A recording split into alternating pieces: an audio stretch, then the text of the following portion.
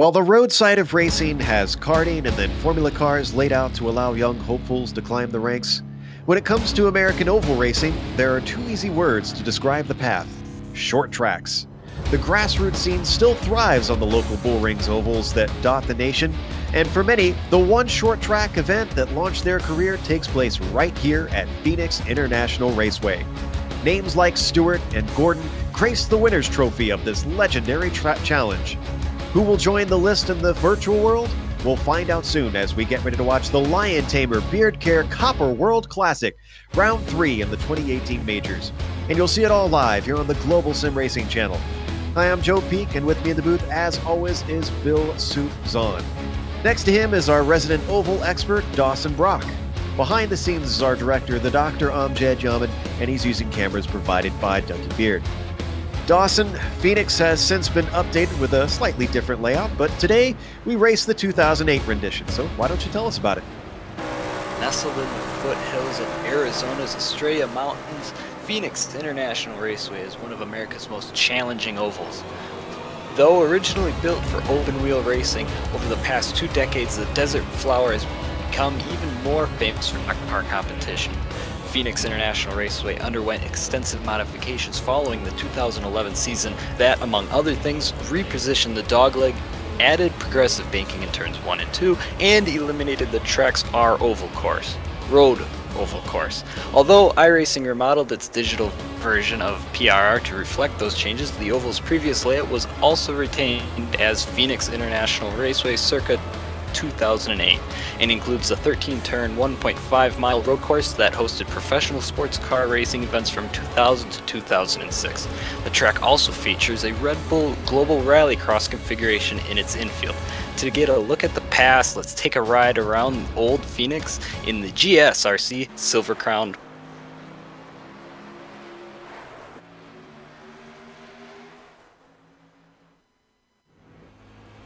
Hello everyone and welcome to the Global Sim Racing channel. I'm Brian Yazek, taking you for a spin around the Phoenix International Raceway in the GSRC Silver Crown car. Without further ado, here we go. Lots of downforce in this machine and a very old worn out surface. So down here into turn 1, braking right about that last sign on the wall, but then watch here as you go to pick up the throttle. It's going to want to get really, really squirrely on exit. You can kind of see swatting flies in the cockpit there through the dog leg. Down into turn 3, I like using that Chevrolet sign on the wall as a braking marker. It just seems like a really nice spot to just set the car up. Kind of let it float through there, follow that dotted white line off the corner, right out towards the wall.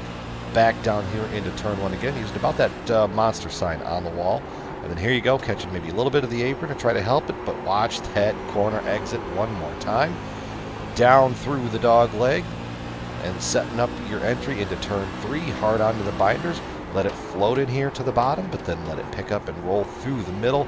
And once again, you're going to be following this white line on the exit of the corner, out towards the wall and across the line. And that is going to complete our track guide here around the Phoenix International Raceway. I'm Brian Yazek. Enjoy the show. There's a few laps around Phoenix International Raceway as it used to be.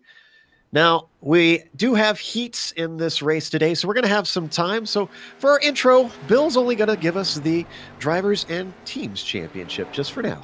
Lots of time to fill. We have to save a little bit to get through the whole show. Let's go ahead and look at the drivers right now. You know, 2 races in the books, both at Daytona, one on the oval, the other on the road course. Blake Reynolds coming off his 500 win. He sits up there at the top. Vincent Leherbier, the winner in the road course event earlier that opened the season. He sits down there in 4th. How about those 2 Alliance Racing guys of Brian Bennett and Jason Fleischle? They sit 2nd and 3rd. You'll see how well Alliance Racing is doing in the Constructors Championship in a minute. And then Jimbo Pfeiffer, that's the interesting one. He, the 2 Alliance guys have 2 top 5 finishes, the only guys to do that. Jimbo Pfeiffer just barely made the pro split this time, coming in qualifying in 39th. Let's go ahead and look at the team championship. You know, and I talked about Alliance Racing with Fleischle and Callisto and Bennett and Clement and Thunhorst. Those are big names. Alliance Evolution, not quite the big name, sitting in 2nd. This is so early that even a 100-point gap, you can see 1,300 points after only 2 races. 100 points is really nothing. What's interesting is these guys were late to the graphic, and that's Riding Shotgun Motorsports. They're very present, but they didn't get a great result early on. They're sitting down there in 3rd. Kinetic Pacific, they're a new team. We'll see how long they can hang in there. They dropped a few spots. And then we have Mountain West Motorsports. They're familiar, finally coming on there, led by Barnes and Gall and Beltrami, Redeker, and Johnson. Okay, Joe, that should get us going. Certainly does. And I'm very grateful that we've got Dawson here with us, because Dawson, you actually ran in, I believe it was the Atlantic split earlier today, didn't you? Yeah, it was actually the European split. Ah. So you've actually had some experience in race conditions in this car. Bit of a specialist car. Doesn't get a lot of participation on iRacing, but you were really singing its praises before we went live. Yeah, you know, I guess it kind of just fits my style. I really, just in racing stuff, I found a lot of things in common with my driving style on this car. This car is really unique in that it's got a ton of horsepower. It's heavy. It's got a lot. You can hold 75 gallons of fuel in this thing. That'll get you about 180 laps around here in green flag conditions. So it's crazy how much, when you take away them 75 gallons, how much this car changes. You know, the way it's handling through the corners, all of that. Now, the setup that I was on, it was a very loose setup. You use the throttle to turn this thing. You're going to find, if you ever hop in onto iRacing, go here, I highly recommend it. You're going to find that the car is going to push into the entry, and then when it gets to the exit, you're going to have to use the throttle to turn it. So you got to kind of arc it, get it through, and use your throttle to get that little bit of slip angle and power off these exits. You're going to see guys who are going to be going 2 by 2. It can last for about 10 laps until you finally decide who wins that battle. So battling side-by-side racing just going to be great. And I think you'll get a great view of it in these heats right away.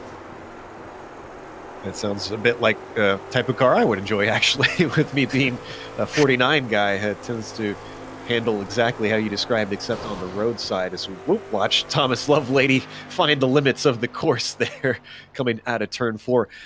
Before we go any further, of course, we want to give a big thank you to Lion Tamer Beard Care for sponsoring this event. If you want any information on them, you can find a link in the YouTube description. We highly encourage you to go check them out.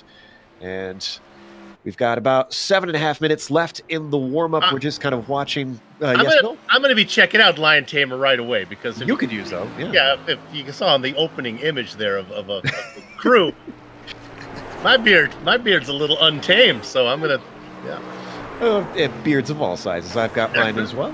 I'll have to try and get a hold of some of their product. But as I was saying, we're just watching the warm-up, so we're kind of getting a feel of how the drivers are faring. They will not have a qualifying. All the qualifying has been done earlier on in this week, and they have been snake split.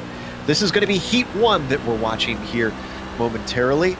And the interesting thing here, Bill, is even though it's there are 9 cars that are advancing, it's technically 10. So tell us a little bit about this system and what's going to happen in these 2 heats and the main that we're going to be broadcasting. Yeah, why don't we go over the event details here? This is the 3rd round. We talked about our first 2 rounds were at Daytona, 1 on the road, 1 on the oval. So now here we are, round 3.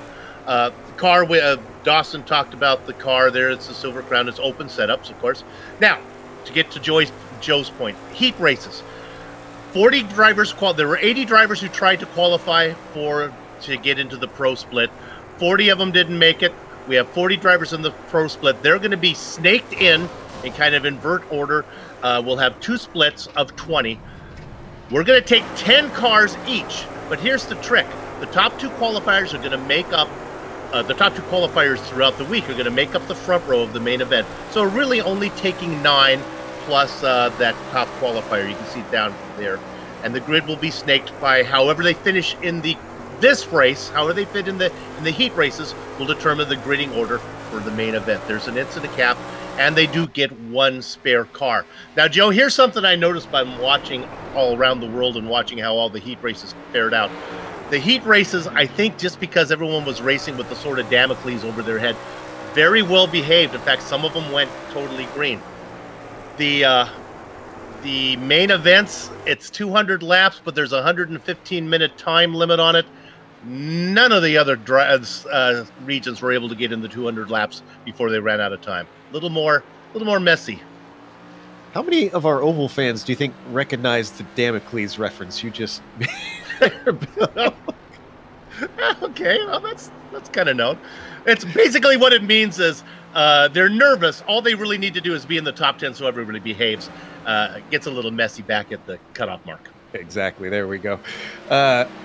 So the other thing is there are pit stops expected in the main. We won't see it in this one. And then I talked a little bit before the race with you, Dawson, about the tires as well. Now, you said that they last pretty well, but any tire that I've ever ran on doesn't like when it's leaned on. So, I mean, what happens when you abuse them? What happens to the handling of the car over the course of a stint? Well, I guess it kind of depends on how your car is set up typically, but I think for us, it was a mix. I wasn't really sure what the car was doing. These tires are weird. You don't lose much time. You're probably going to be running around the 26 ones. These guys, they look a little bit faster than the splits I was in, but you're going to be running around them 26s, and boy, 30 losing a tenth. But these tires, it's going to either tighten, loosen in different areas depending on your car. Drivers do have that weight jacker though. That's kind of, you've heard about it in the Indy car. Same thing here. You're gonna throw a weight jacker to loosen or tighten the car up, and you're gonna be able to counter that. But man, that's really tough. I would say it loosens up, but then I'm not 100% sure. It's really weird. I didn't really get enough of a run in, but yeah, you gotta watch for these guys to play with them weight jackers, and they should be okay. Dawson, maybe you can help me. I did try to put some time in the car. The biggest problem I had was trying to get the car into 3rd gear. I don't know if you have any advice for me. Pick a different car, maybe. Oh, okay, all right. That must be it. Only 2 gears in this car. Yeah, and the 2 gears are actually really interesting because your first gear only goes to about 55 miles an hour. Pacing speed is 55. So guys who can gear restarts are going to be huge. Now, one of the big things guys were doing was hitting the clutch to keep the car in that the power band, and guys were getting better restarts. So we're going to see you'll definitely be able to tell a difference who's doing that and who isn't. It makes a huge difference.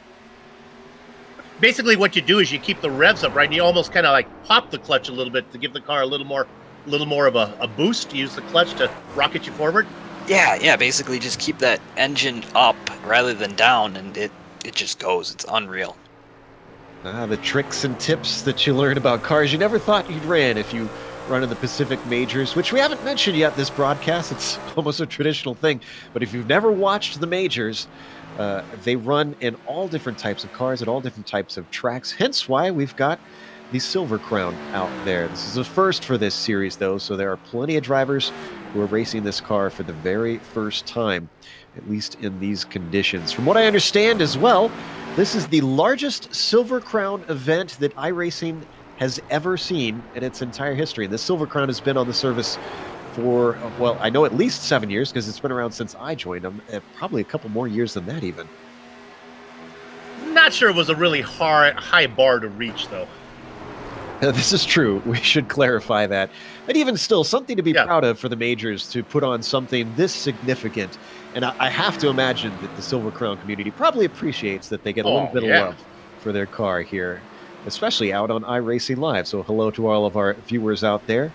Only a minute 30 left, and I believe we haven't mentioned who our two drivers advancing are yet, have we? Because Christian Challenger and who's the other one actually? Well, this be one because the two top qualifiers are split, one into the A heat, one into the B heat. So Christian Challenger, he's going to start on the pole for this heat, and he'll also start on the pole for the main event. So the deal is to be, assuming, let's say Challenger wins, just to make it simple to understand, they'll take the top 10. If Challenger crashes and finishes outside of the top 10, then they'll take the top 9. Easy enough to figure out. I'm sure our viewers will get it as we go anyways.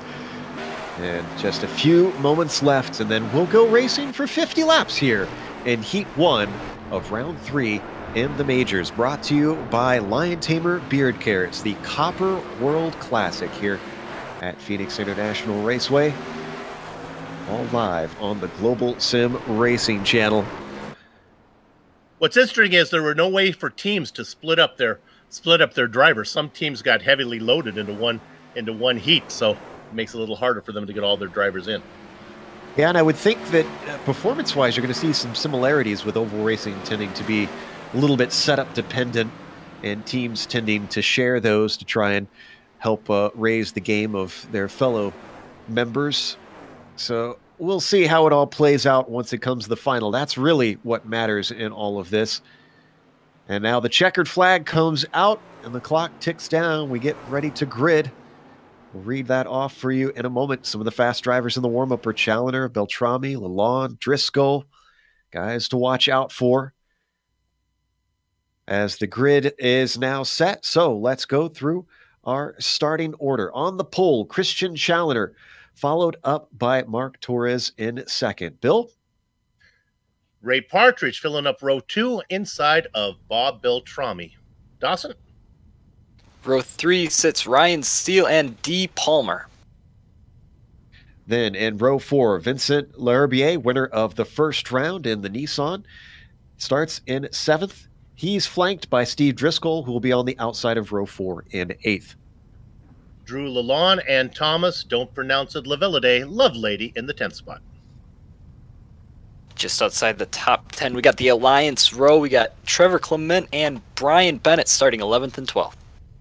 Then it's Marcus Tracy starting in 13th. And we have a Brazilian in this heat. Gustavo Chanfarani starts in the 14th spot. For Northern Lights Red, that's Jeremy Tester. And Wicked Classic driver is Sean Griezmann. Jeff Stabnow and Mark Reddick are going to sit on row 9. Then in row 10, Kevin O'Keefe, Rutgers Kevs in this one, starting 19th. And Adam Young for Riding Shotgun rounds out our top 20. Adam Young qualified 40th. Just got into the pro split by the hair of his chinny chin chin. One pace lap out here behind the Mustang pace car. Challenger is going to lead the field to the green. Let's see how everybody fares out there. Each team that has been strong has had a bit of a short oval specialist, we should even say, who has decided to race in this round. Not necessarily in this heat specifically, but each team is kind of bringing their own talents along. We'll see if they rise to the top in the end. Very much a unique form of motorsport they have to get used to. Mustang pace car peels off. Challenger backs him up a little bit, but gets to the power. Leads away Mark Torres as they streak towards turn one. They're going to get single file for the first row, but double file immediately in the second row as Beltrami goes high and gets himself into third. They stay double file. Looks like the inside and the outside lane both pretty competitive right now. Yeah, they're competitive right now, but you'll definitely see that high line is where you want to be to make a lot of these passes. Carry that momentum off of them corners and get a nice run down these straightaways. First battle I'm seeing is between Ryan Steele and Ray Partridge down there in 5th position. As Partridge has the inside on the orange machine. Can't quite hold on to it. He's now going to slot into line, and I believe it is now a single file affair all the way back. Yeah, I think Dawson called that. Partridge was happy to get up finally. He was pinned down low, lost several positions, locks into 6th. Two drivers searching around the banking, trying to find a little bit of a different grip, seeing if they can find an advantage here early on. As not. Oh, go ahead. Up in the wall, losing a ton of spots. That is Thomas Lovelady. Ooh, interesting to see, since we know he's strong on these short ovals. He won the first round of 2017 back at the Snowball Derby. Very chaotic Snowball Derby. He got into it with Vincent Lehebier, and it just kind of pushed him up. Ooh, plenty of time, though, the hill. Right. That was Marcus Tracy that we saw a bit of way up high, but we've jumped. We were there on Lovelady. It was in the background. Now you see Marcus Tracy, who's gotten back to the line, sitting in that 15th spot, well down the order. Still quite a bit of time to try and move forward as we are only on lap 5. But Dawson Lovelady was comfortable in 6th, thinking, okay, I'm going to transfer over. And all of a sudden, he finds himself back in 12th. Got to pick up a few spots. Yeah, and you know, this is a really tough car to just charge forward, especially with later on, everybody's going to kind of figure out that high line is where you want to be, and they're going to end up giving you that low line. So not a track where you really want to wait and make your moves later on. You kind of got to take it all once at a time. You made the A main. I'm sorry, Joe, as we ride on board with Steve Driscoll. Were you ever in jeopardy of not? Were you ever behind the cut line in your heat? No, I was able to maintain 7th place, 6th, 5th, but my teammate of mine just missed out on it, Cordell Colon. But yeah, it wasn't necessarily the worry about not being in the right position. It was more of the what's going to happen in front of me, who's going to spin from behind me, and it was about being safe. And a lot of these guys are doing a great job right now, staying single file, knowing not to press that issue. Yeah, nobody being super aggressive, and as I say that, we see a move from Driscoll to the inside of Partridge. Partridge was trying to work on D. Palmer, but now as he's lost touch, he's on his rear guard with that number 62 doing what he can. He backs out of it. They get back to single file.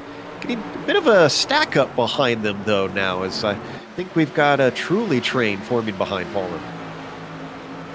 Yeah, I think the one thing that we are learning for sure is that Christian Challenger is really fast, as he has opened up a 1.2 second on Mark Torres and flying. Not sure that we even needed to learn that, having watched Challenger in multiple series now. Stick him in anything with an engine, and that guy can go 1.3 seconds over Mark Torres. Now, this is an impressive result from Torres. Yeah, how about the tale of two cities? You know, Christian Challenger we know all about. How about Mark Torres? Didn't we say that he was a rookie? He has a oval license of rookie 2.5, which means he hasn't run a single official oval race on iRacing. Ah, that's my guy now. I found him.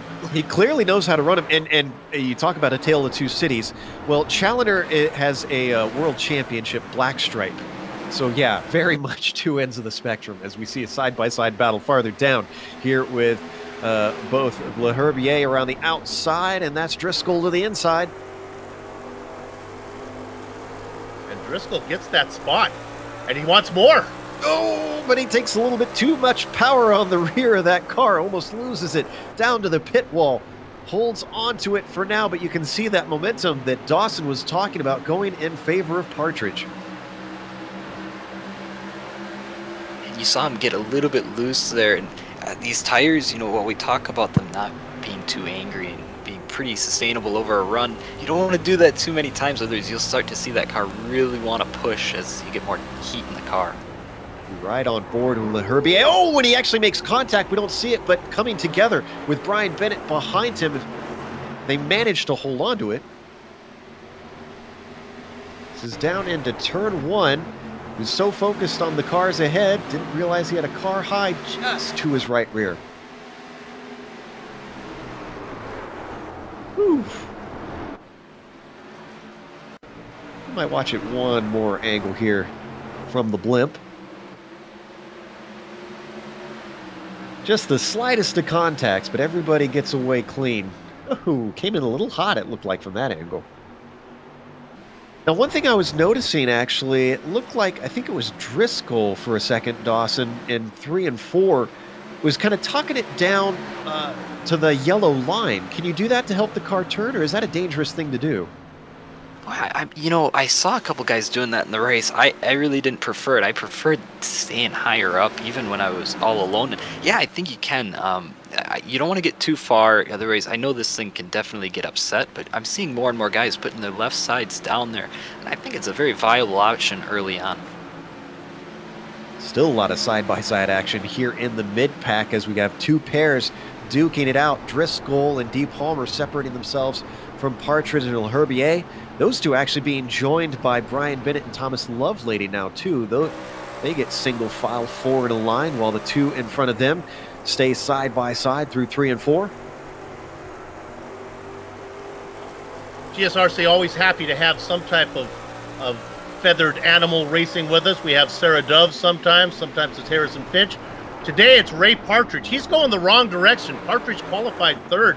He's beginning to slip, and he's got to watch out that he doesn't fall out of the transfer position. Yeah, the one that we need to watch right now, at least, is Thomas Lovelady would be the last one to transfer if they finished as they are. He sits at the tail of this big battle that we're seeing. Yeah, he did what he needed. He got the car up in the wall, fell all the way back to 13th, made up the spots, and now is sitting, well, inside. He'd like to pick up some spots. Remember, every spot you pick up is a grid spot for the main event, so... Oh, sorry, we were watching Partridge get all kinds of loose out of turn 1, gathers it back together. That puts him on the back foot. Herbier closes in on that rear tank. And as I say that, Partridge gets a phenomenal run out of 4. Wow. Sticks it down into 1 and takes the position with ease away from D. Palmer. Move Partridge into 6th now. Well, Palmer was the guy that was holding these guys up. The guy who's really on the move is Steve Driscoll. Remember, he's gone through all these guys. Partridge, Palmer, Bennett. He made his way through all of these. Well, now the floodgates are open. Palmer's got the car of Herbier to his inside. He stops the bleeding for now, but Herbier takes another bite of the apple, tries to get his nose in down into 1, but thinks better of it.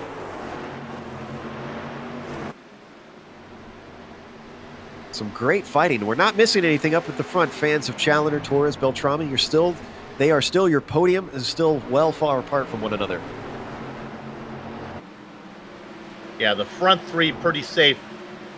Beltrami starting to get a little bit of heat from Ryan Steele for 3rd, but this is really where we want to be right here. Rutgers Kev, the popular streamer, is in a bit of a battle we're watching here. This is for 14th spot. They're getting all kinds of squirrely, including the car slow ahead of them. That is Sean Breitzman. Almost coming together behind them. That's Tracy and Sean Ferrani. Tucks his nose right up under that gray machine. Going to take the low side as they go 2 by 2. Noah's Ark through turn 1. Tracy comes out ahead in the battle behind, and Breitzman comes out of the battle and the 2 ahead. Oh, and while we weren't looking, check out Bob Beltrami.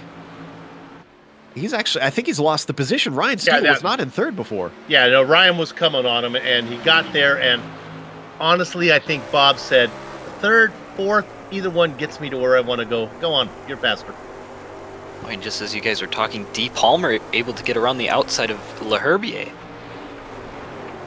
Found his feet finally in that bright green machine. Number 35 gets himself that little bit safer. We got a caution. Looks like Drew Lalonde. Oh, and another car trying to avoid them. Jeff Stab now spins it into the wall. So what happened here? Looks like O'Keefe got a run. We're watching him now. This is coming out of 4 that it started. Just tips into the back of Lalonde.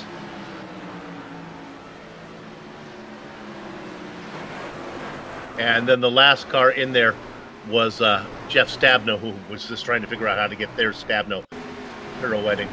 Dawson mentioned that these are very heavy cars. I have to imagine when they're going, it's probably not easy to slow, is it, Dawson?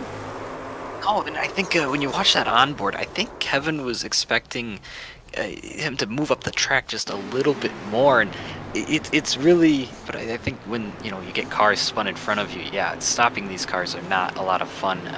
Brakes, especially if you slam on these brakes, the way the bias is set up, it just spins around instantly. So, yeah, man, nowhere for him to go. Really tough situation.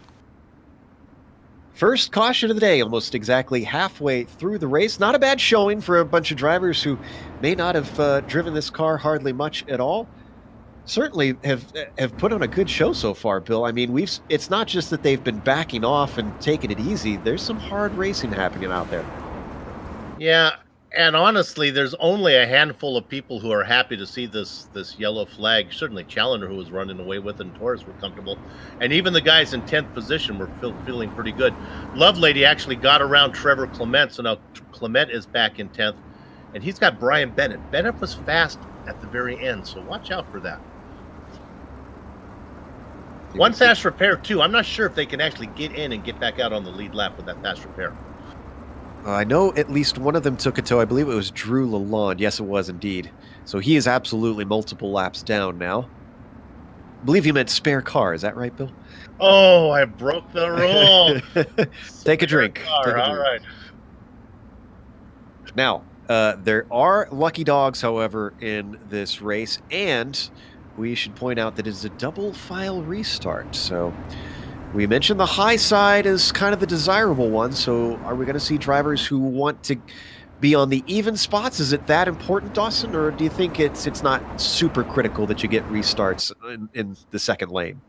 I know I preferred it, and I think even my teammates groaned a couple times when they were stuck with that odd number. So yeah, I think just being on that high side and getting that run out of 1 and 2 right after the restart really gives you an advantage. We'll find out as they've already doubled up and the lights are out on the pace car.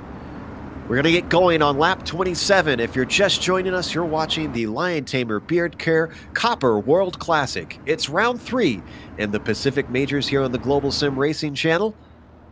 They're coming through 3 and 4 now. So far, Phoenix, the old Phoenix, has put on a very good show.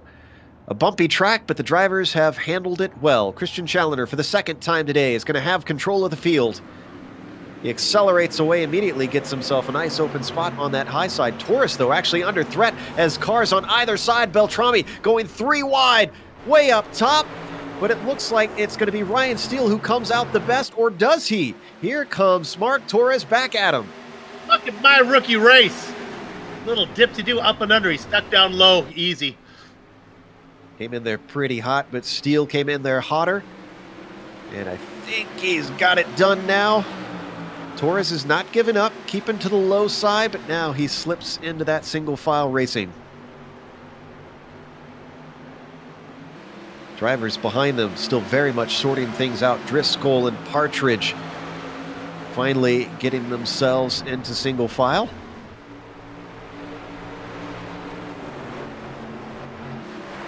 There's a battle for the transfer spot right now with Lovelady down on the bottom. He's back in 11th. That's Brightsman who's overtaken him. Got into that desired 10th spot. And it doesn't look like Lovelady's given up on it by any stretch of the imagination, as they've got a slower car up at the front of this group, and that is Vincent Leherbier. Could be stacking things up. Palmer's on the low side in the green machine, seeing what he can do with them as they almost go 3 wide behind them, and a big bobble from Lovelady allows an opportunity for the car to his inside. That's Brian Bennett, looks to get 2 in 1 go. Everybody almost comes together as they slide up the hill through turn 1, and somehow everybody figures out how to come out in one piece. Clement keeping that car straight, and boy, look at how quick Lovelady right next to that transfer spot, and the next thing you know, he finds himself all the way back. Boy, that's just a tough situation right there. Back in 13, the yellow flag got him. He had the top side, he was up on the top, but that line just didn't go, and now he's back there. Breitzman is back there as well, fighting in that mix, along with the Brazilian driver, Gustavo Ciafarini. Yeah, not doing too bad of a job here, although he's not going to be able to make it through to the A main at this rate. Has a few more positions to make up. And now with less than 20 to go, we don't have Sean here, Bill, so I'll let you do the honors.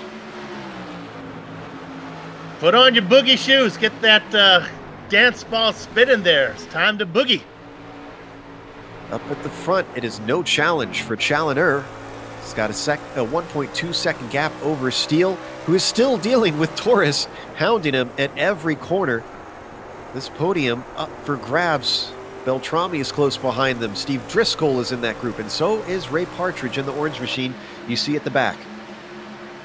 Boy, Partridge has done a great job, you know, just after that restart, got a couple good runs, got out of that little train behind him, and has worked his way up to right behind Driscoll here. So far, a really good pace from him. Ooh, a little bit of wiggle just as we talk about him. Almost gave him the commentator's curse as he nearly takes down the wall out of 4. Not seeing a whole lot of movers and shakers, though, Bill. I was looking for a hard charger. Very few people have made up many positions. No, the guy that I like what Steve Driscoll can do. Keep an eye on him when we go to the A main. Everybody up there, once you're up there, though, you're kind of happy. Boy, it's hot for 10th right now. Let's go back, take a look at that. This is Bennett. This is at the transfer position. Sean Breitzman trying to get in there in that black and blue machine down low. And making it a 3-way battle. Thomas Lovelady is in the mix there as we ride on board with him. You can see the car ahead. That is Bennett, but you can't even see from where we were riding on board that camera that Breitzman was down to his inside. But these are very open cars, so that cockpit you can see all around you very easily with the roll bars.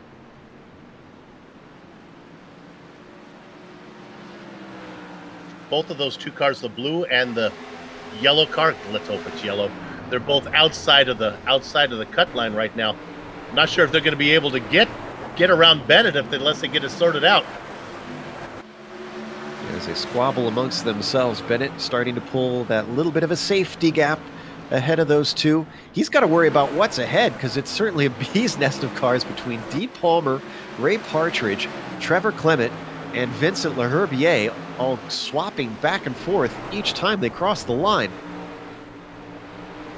Boy, they start racing, and you see how quick that group behind them just caught right up. This racing, it loses a lot of time. You got to be conscious about it. Especially if you're close to that transfer spot. Go ahead, Bill. Yeah, you made the right call, Joe, and that was Brian Bennett. He was so worried about Lovelady, he almost got into the back of Ray Partridge. Got the car really sideways. Wow, this huge group of about 7 cars. Hard to know where to look because there's essentially 2 different battles going on, even they're all clumped together.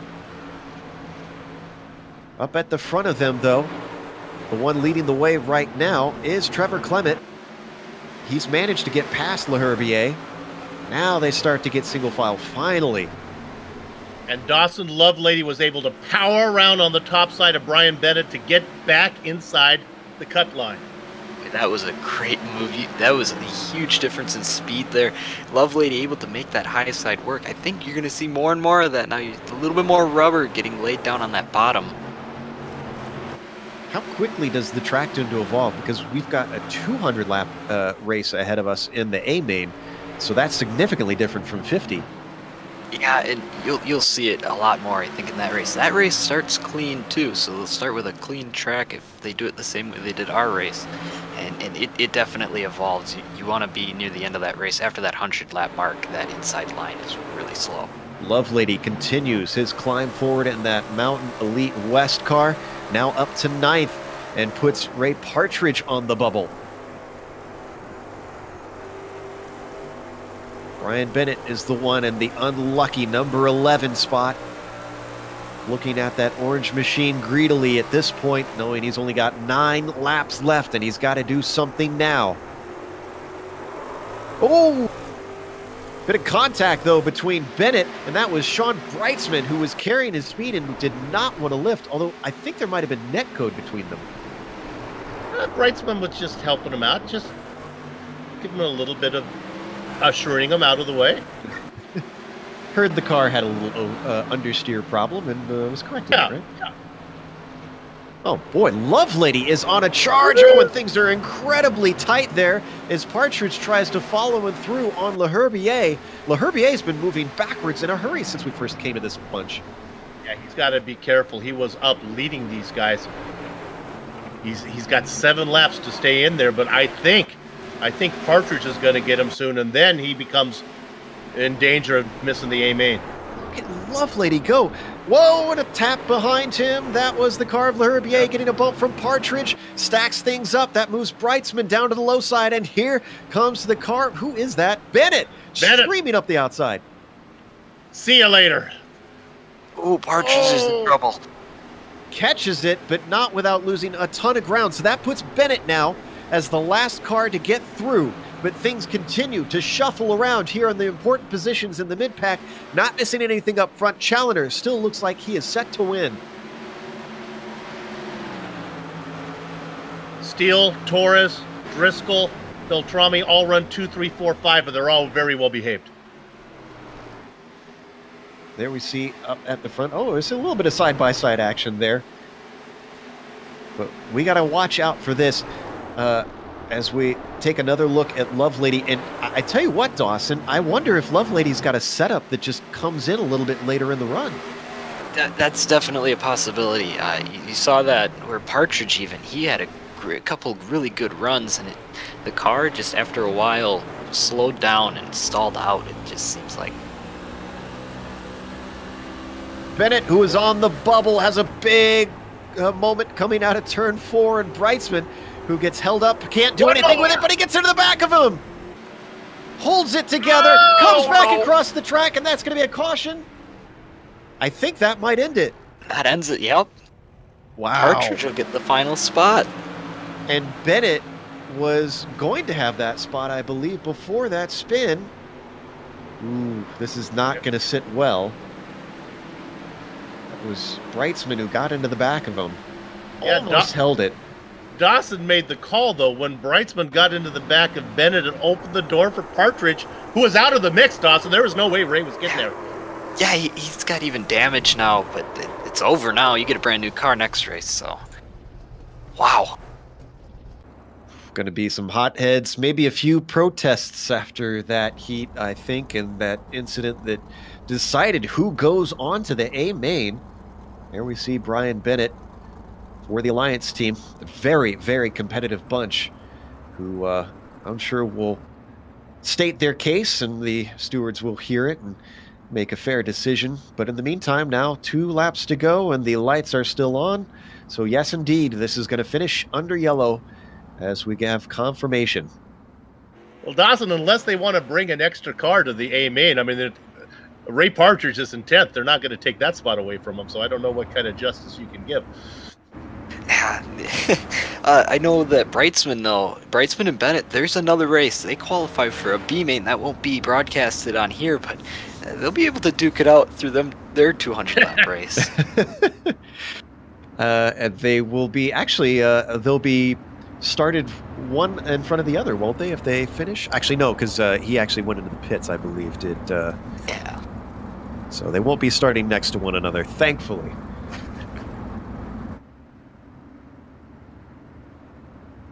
Christian Challenger, you're going to get some screen time finally. I remember him. The number 78 started out on the pole. He didn't have to finish in the top 9, but he did it anyways, just to show how dominant he is in that Workiva Kinetic Pacific car. White flag comes out after 49 laps, and a 50th will go through. Your podium is going to be Challenger, Steele, and Torres. Not a bad job by each of them. I'm not sure if these guys are all that happy. They're all going to probably, I'm going to assume, get the odd positions. These are all the 1, 3, 5, 7, 9 cars. It's a 200-lap race. I think they could probably survive starting on the inside for one start. Yeah, and as we've seen, a lot can happen in a race to 200 laps.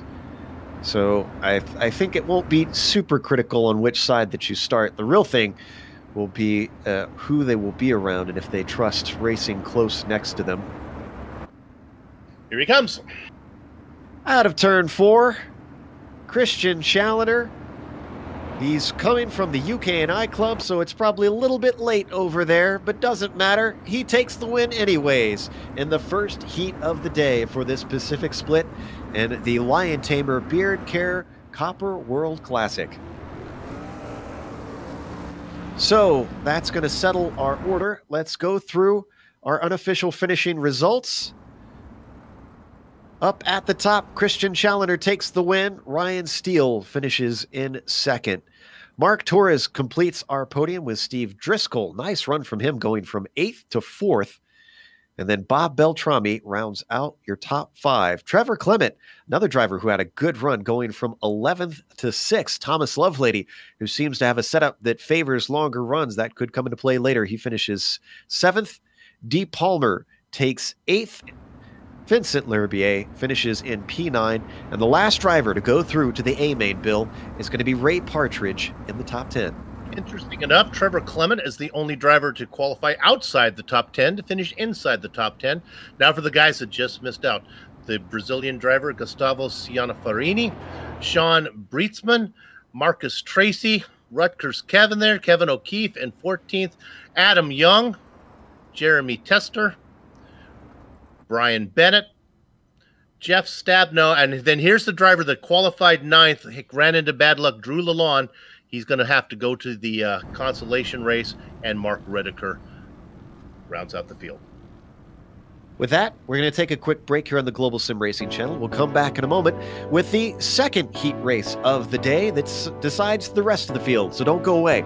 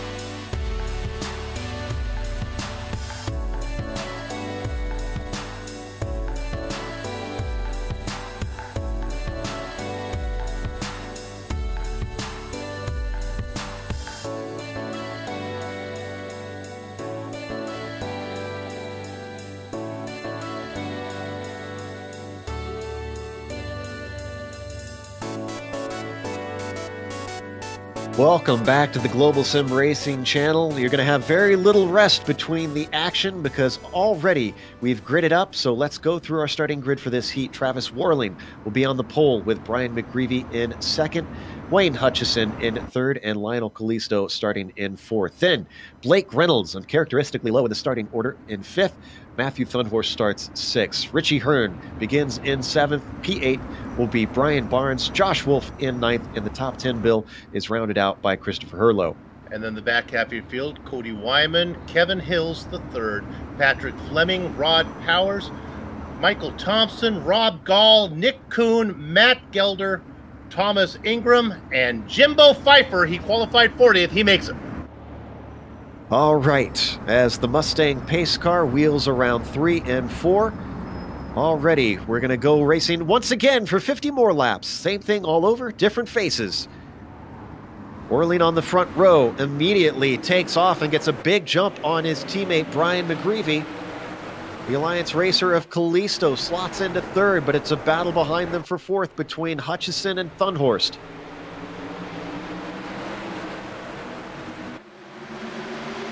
Most cars getting single file, but that fourth place battle not settling itself out.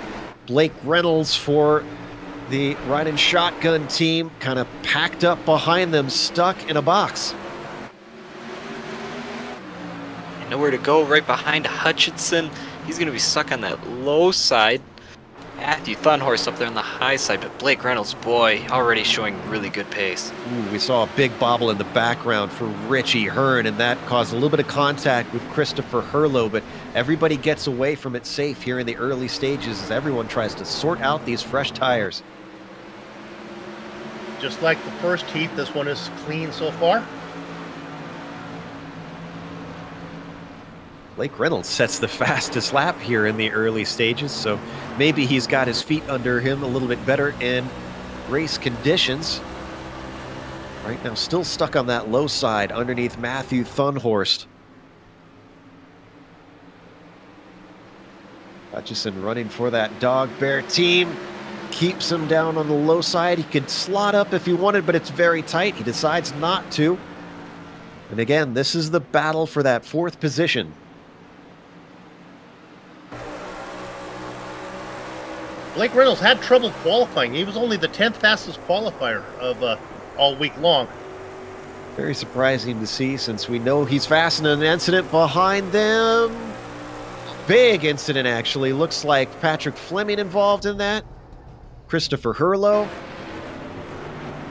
I think it started with Mark Redeker getting loose. Looks like Wolf and Barnes, actually, the first two involved in it.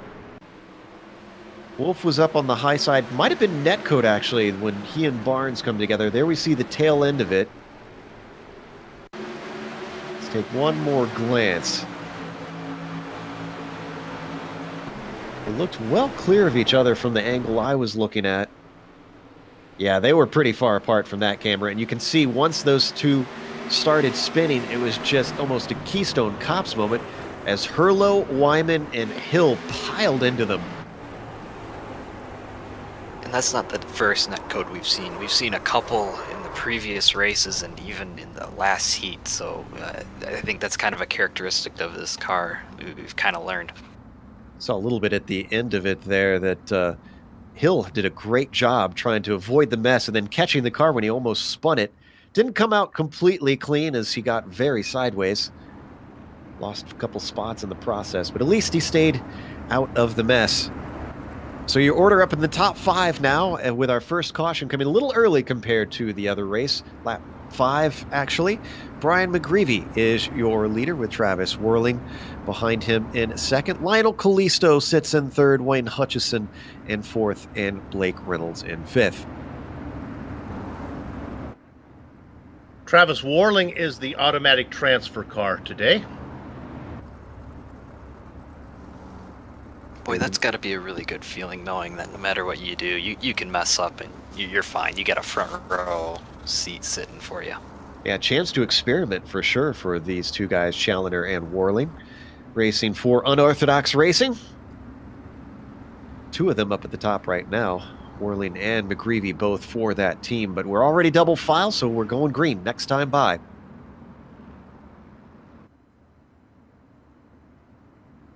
Hopefully it stays clean for much of the rest of the race. Cautions, as we've seen in many oval series, can in fact breed cautions when you get cars close together, and this ANSI.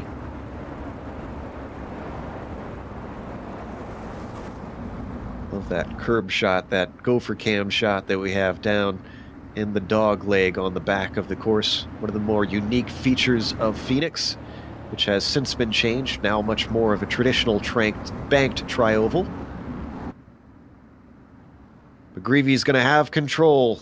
Mustang pace car peels off into pit lane. Whoa, and a bit of a jump start. That was Wayne Hutchison in the Dog Bear Racing Red number 17. I think he pulled back in time. Yep. Dawson, is he still going to get punished for that? No, he should be fine. Yeah, I think he'll be fine. I think he got back in time. The only thing it might be would be changing lanes, but it really didn't. He created his own lane, so. Made it 3 wide when there wasn't a third lane. That allows Richie Hearn to get to his inside. Can't do anything with it now, as you see a little bit of a battle there ahead of them. But that settles out as Blake Reynolds slots back into 4th. Certainly lost a number of spots for Hutchison, as I believe he was in 3rd at the start. He's now in 6th. But here's the good news for all those drivers. Because of the spare car, they're all still on the lead lap. Almost said it, Bill. Yeah. I'm okay. Richie Hearn doing a fine job, although he's still not quite done with Hutchison, who's coming back at him. These two don't have to fight too hard at this point, because this is for 5th position. And I think Hutchison finally gives up the ghost. Our race fans who are avid IndyCar watchers might recognize the name Richie Hearn. He did, in fact, race in the Real World IndyCar Series back a few years ago. But he's always told us he was more came up on the road side, and the oval side wasn't his specialty. But every time we see him come here, he fares pretty well. Yes, but he did the 500, and that's what really matters. Blake Reynolds has been continuing to pile pressure on the Alliance driver of Lionel Kalisto for the 3rd spot.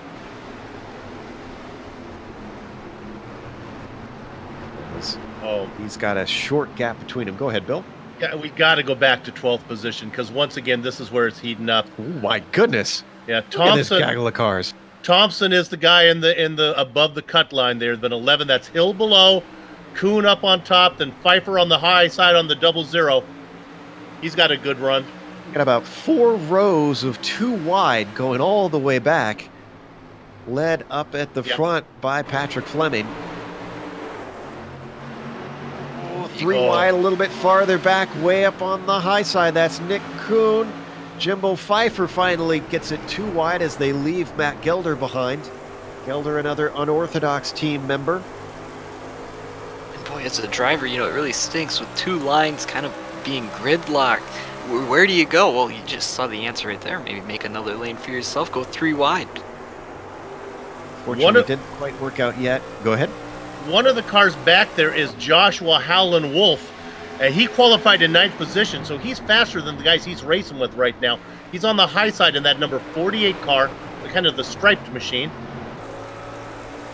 Whoa! Big bobble from Fleming that puts him down to the low side, and he loses out on that bubble spot. That now goes to Michael Thompson, who sits in 9th and definitely wants to separate himself from this mess.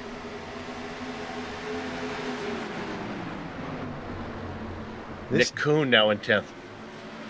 Excuse me, Nick Kuhn is in the bubble spot, I should say, yes, for Dog Bear. Whoa, big incident we can see in the background. Who is that tumbling over the pit wall? Christopher Hurlow. I guess tumbled himself right off the racing line, Joe. We're going to stay green. Yeah, I was going to say, I mean, the pit lane is absolutely off the racing line. It's just really bad news for Hurlow, who started in that bubble spot. Saw a few drivers talking in the pre-race that they had managed to do that. Might be getting their spotter saying you had an unsafe pit entry. Yeah, I was watching one of the races. The driver actually not only tumbled over the pit wall, but then actually went over the next wall, like into where the boxes are. Oh, jeez. And then kind of blinked away. Ooh, Nick Kuhn is in trouble. He's the last one that's going to transfer, and that might not be the case anymore. Kevin Hill to his inside. trying to pry it away from him, but once again, we see that low line just not working off the corners.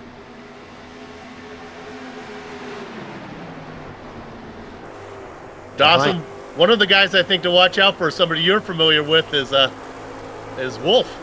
Yeah, he was right around here when that caution came out. He had a little bit of damage, brought it in, got the thing fixed. But boy, yeah, Wolf, we need a good finish from him. Some of the Grizzly guys didn't do quite as well as we wanted to, so he's got to make this main for the team. Flying that Grizzly flag. Right now he's got himself into 11th. If he can just dispose of Hill. I believe it looks like Hill is one of the teammates of Driscoll, who raced in the previous heat if you missed it. Look at that. Nice job by Josh Wolf now. Solidly into 11th. Now he sets his sights forward.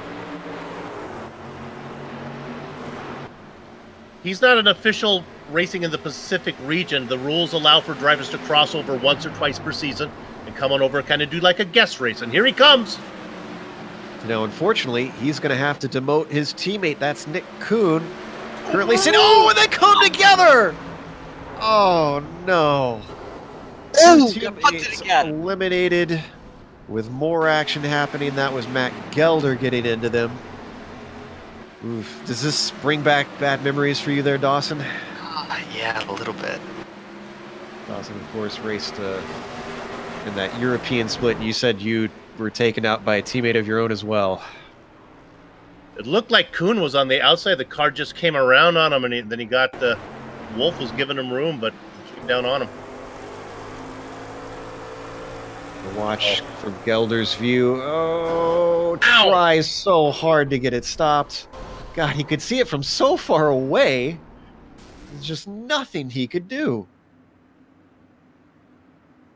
I think the Dog Bear team is going to start installing the. Excuse me, I was thinking of Grizzly and Dog Bear, so that's not teammates there that were together. Pardon me. You don't get along at all. In fact, dogs and bears. That's probably. Good point. So my apologies to those two teams. I got those confused. Second. Oh, go ahead. The bad news is I believe some of those drivers had already burned their spare car earlier from that first incident that we had, so I'm not sure we're going to see them coming out. Yeah, you can see one of them with a little bit of a barbecue down on pit lane, unfortunately. Now, are we already going racing again here? I saw some too wide. No, I think there's just some drivers jumping the gun. Yeah, they're just getting set up and getting ready for next lap through, I believe. So, your starting order up at the top, because we haven't really looked up at the top in a while. That's McGreevy still up front, Warling in second. Blake Reynolds has got himself into a podium spot, so he's got his feet under him now after a bad qualifying in this car. Lionel Callisto sits in fourth, Richie Hearn in fifth. Let me get a shout out to Brian McGreevy's mom and dad. I know they're watching at home. Every once in a while I mispronounce his name as Brian McGreedy, and they get all upset about that. Who's that guy calling you greedy, son? So, mom and dad, your son's doing good out in front right now. So we watch from the Mustang pace car. Should get the lights off this time by. Come across the line. No, we are not. Never mind. That's because we have a lucky dog. Let's see. Actually, who's going to be hard to find somebody that wasn't involved in that incident. Patrick Fleming's the last one on the lead lap. He comes in for a pit right now. Was he involved in that, actually? Nick Kuhn's the next one ahead of him. We know he was involved.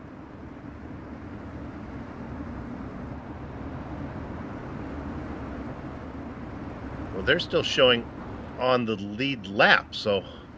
Oh, that's right. Yeah, to be Joshua Wolf. First one lap down. Yeah, Joshua Wolf, but certainly he was involved in it, so... Well, and Gelder's in the pits, too, so I don't think anybody gets their lap back.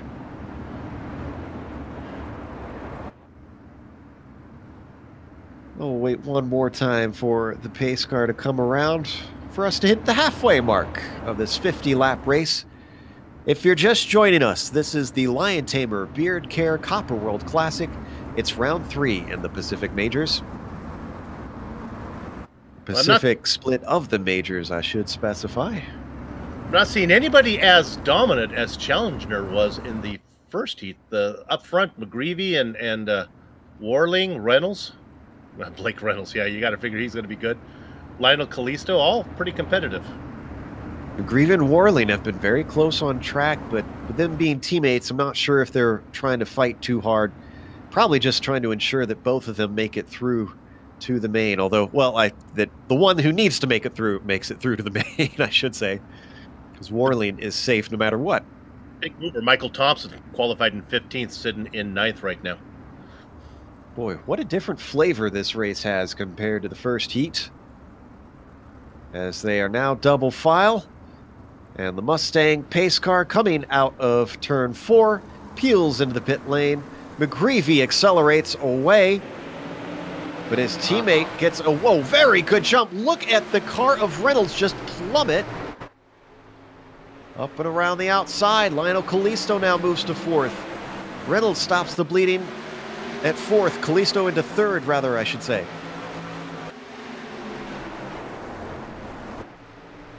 If Blake wants to send me an email, I can give him some tips on riding the clutch and getting that good jump there. If he needs a little advice from Soup. He had not a good start. Oh, man, Callisto's got a fire lit under him. He's not stopping at 3rd. He's looking to overtake the unorthodox driver of Warling. Warling holding to the inside.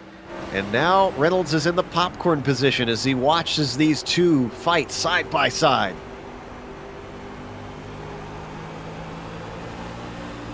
Whoa, big bobble off the corner from Travis Warling. Got to hold that car together.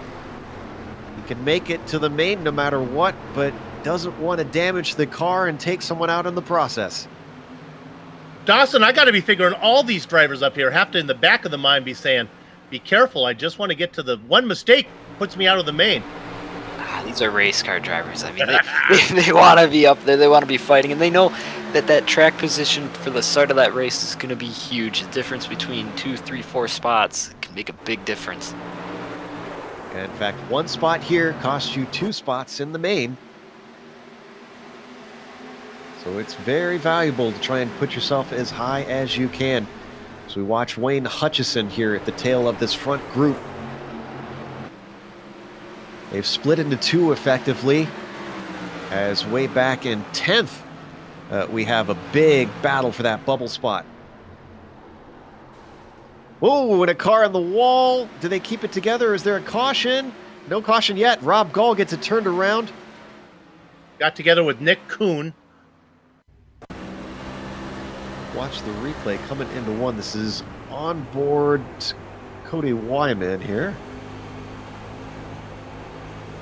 We're finding our directors looking for what happened with Nick Kuhn. Had a great run and got into the back of Gall. There's Kuhn kind of in that avocado colored car. I hope that's the color. Yep, you got it right. And Gall gets turned. Boy, Nick Kuhn's gonna want some chips and dip the way that this thing is going after the race. Oh, and Blake Reynolds barely holding on to it. Trouble on the That back. loses him a spot. And Jimbo Pfeiffer involved in it. Go ahead, Dawson. Brian Barnes, yeah, you said it. Jimbo Pfeiffer, Brian Barnes, looks like they just... Oh, Pfeiffer got into it with... Boy, is that Cody Wyman? Comey Wyman, yeah. Just a little door slam, and then he finds the wall. Poor Brian Barnes was the next victim of the momentum of the Silver Crown. We'll watch one more angle. It's only a matter of time with the way they were fighting so hard back there.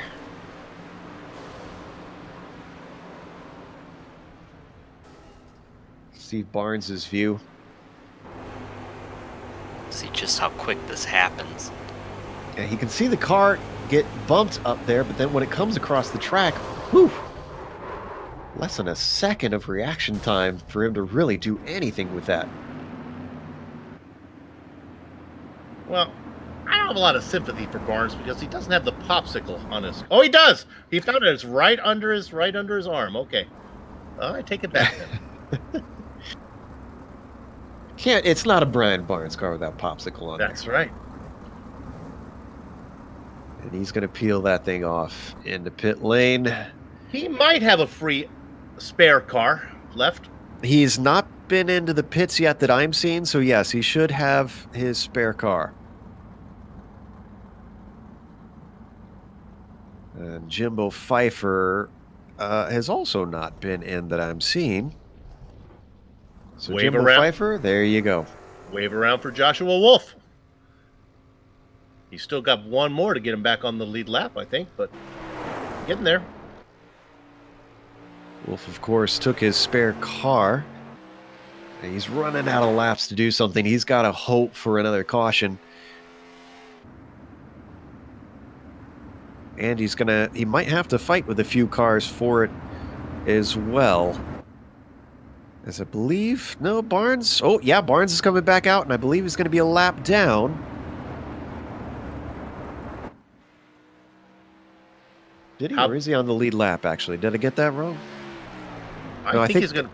I think Barnes is going to be on the lead lap. Okay, there we go. So Wolf, in that case, I take that back, has no one to fight with for that lucky dog. How about if some we love? Get another caution. How about some love for the 04 car of Thomas Ingram? He started in the last row, is inside the transfer spot right now, racing in 9th. Car ahead of him as well. Michael Thompson started 15th, is now sitting in 8th.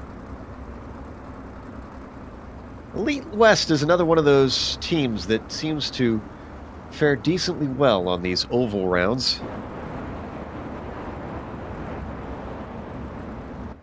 So when are we getting restarted here? I don't believe it should be this time by. Yeah, lights are still on in the pace car.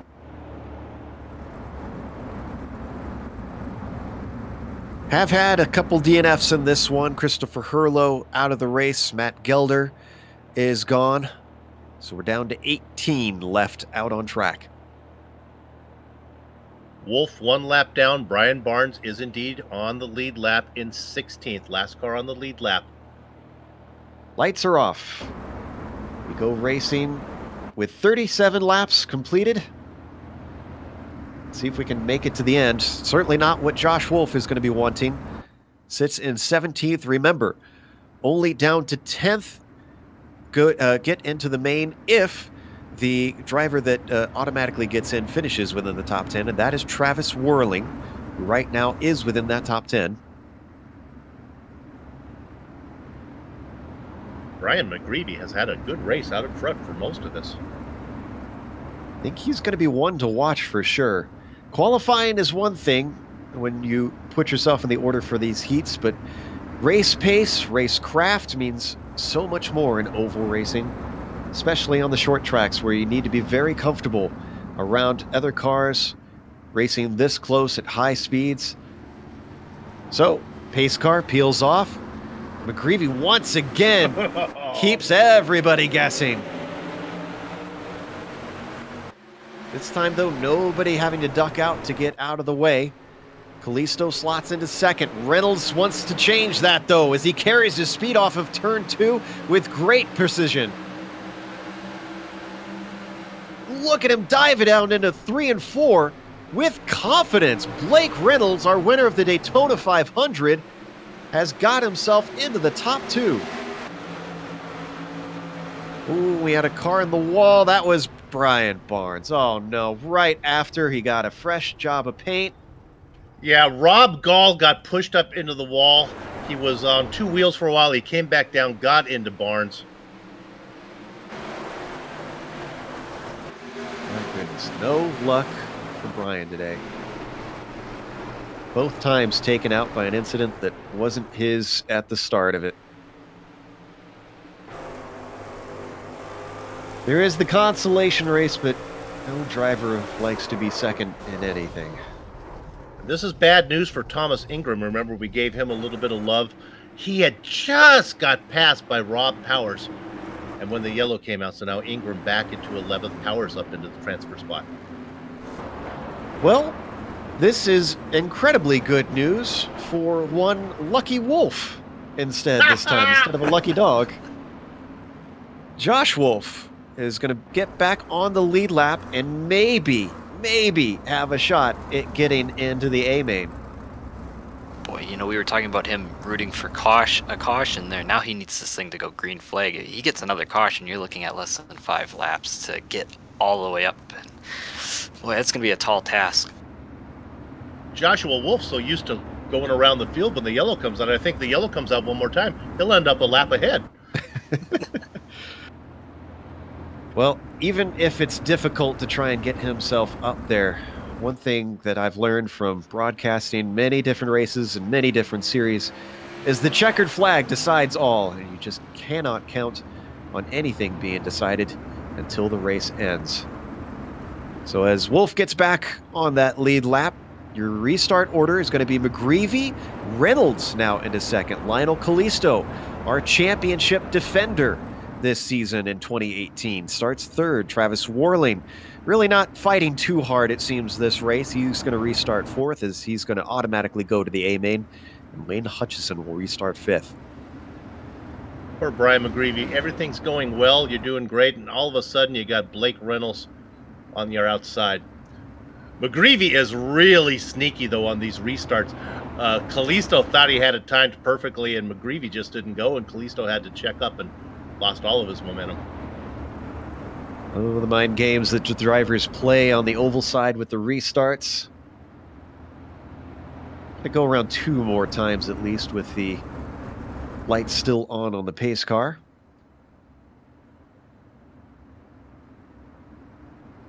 And, you know, as the leader, you kind of get a say in what you want to happen. You know, obviously there's going to be a greater chance if you stack the field up, there's a greater chance of there being a caution. If you go right away and maybe space the field out, you got a better chance of it going green the entire way. So I wonder if McGreevy's even thinking about that, or I don't know. But boy, I can tell you, Blake Reynolds. Look at Blake. Yeah, he knows he's probably going to get a pretty good jump either way. Trying to warm up his tires a little bit, using the brakes, the car to heat up the rubber on his machine, which you can actually do in iRacing. I know some people kind of wonder what works and what doesn't, and I've seen tests done. You can, in fact, actually heat the tires up by riding the brakes on cars. All right, this time we're going to go green. Lights are off on the pace car. 8 laps to go. Current car that's sitting on the bubble is going to be Rob Powers. Thomas Ingram is the first one dropped to the B main, sitting in 11th.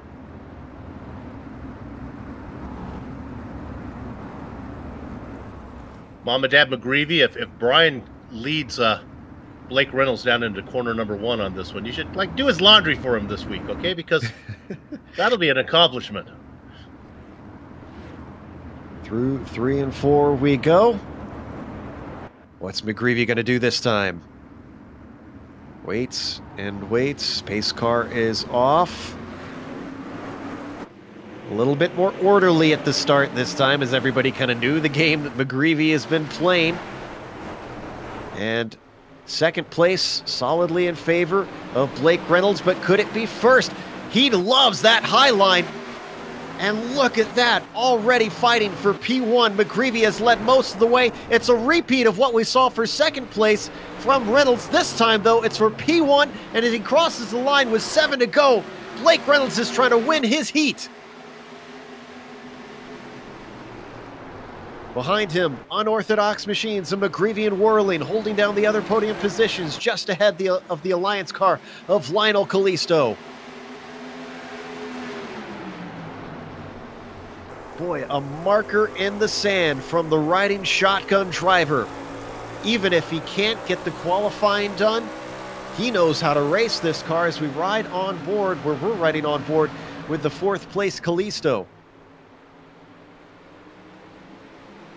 Back in 11th position, it is Michael Thompson and Matthew Thunhorst. They are side by side fighting for that 10th position. In the popcorn position, Cody Wyman looking for some way around. Down to the inside momentarily belongs to Michael Thompson. They can't carry the speed off. They're going to go 3 wide. Oh, coming together. Michael Thompson giving a friendly hello to Matthew Thunhorst and giving himself the spot. Loses out to Wyman as well, as Wyman is now in the 11th position. down to the inside. Are we going to be green to the end or not? At this rate, it's not looking likely. Thunhorse can't get it done. Oh, almost coming together on the front stretch as well. This is good news for Thompson. Wow. Oh, more bumping and banging. I think these guys have got the gist of short track racing, Dawson. Yeah, holy cow. What? This is... Oh. Rough and tumble out there to try and decide this final spot. Thunhorst wants it, but right now he's sitting in 11th and losing ground to Thompson. If it finishes how it is, Thompson will advance to the A-main and will be the last car in line. Up front, they race single file. Now down to 2 laps to go as our leaders cross the line. Thompson looks secure in the bubble spot, Joe. I think he can stay up top. It's been an incredible race for Blake Reynolds, biding his time, making his moves carefully. And eventually on the final restart, I thought that first was going to go to McGreevy, but Reynolds has shown me differently as he grabs the white flag. 1 to go now, already pulling a gap of 0.3 over McGreevy. What a race it has been for him. Unorthodox has got something to think about. McGreevy and Warling are both going through, but might be scratching their heads a little bit, wondering just how Reynolds is fast in everything he sets foot in as he takes the win in the second heat here in the Coppa World Classic, and he spins it across the line to celebrate. Oh no. Wrecking in the back. Oh. Thompson does gets make in. it through. So that is going to finish our second heat. Let's give you our unofficial order. That'll be Blake Reynolds, who comes home with the win. Brian McGreevy in second.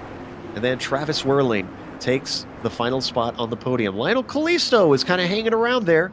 Wonder if maybe he was being less aggressive just to get his car through to the A-main. He takes 4th. Richie Hearn, another little bit of a quiet one, taking 5th.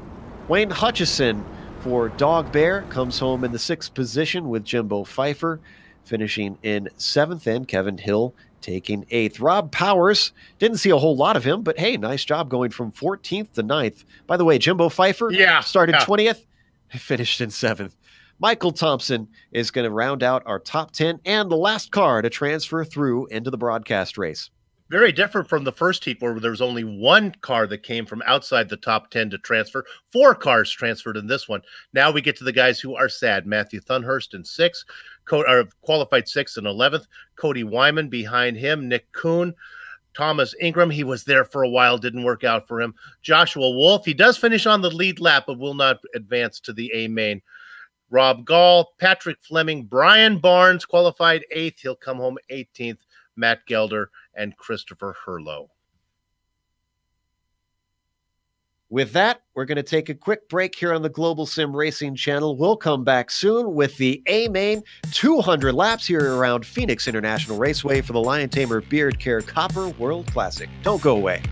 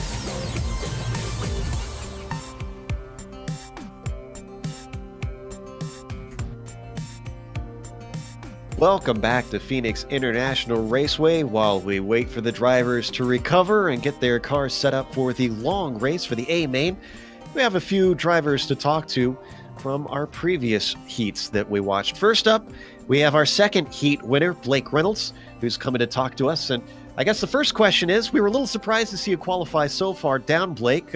What happened in qualifying, and why was it so different from your race pace? I'm not too sure. Maybe it's because I used 3 gallons of fuel instead of 2. I don't know. But I didn't really build a Q set. Really just went with the race set. Really don't know what really works in this car. I just kind of threw something together. And even Adam in his race had the wrong setup because I was still working on it. So, yeah, I just kind of threw that together. And that outside really came in. That helped a lot.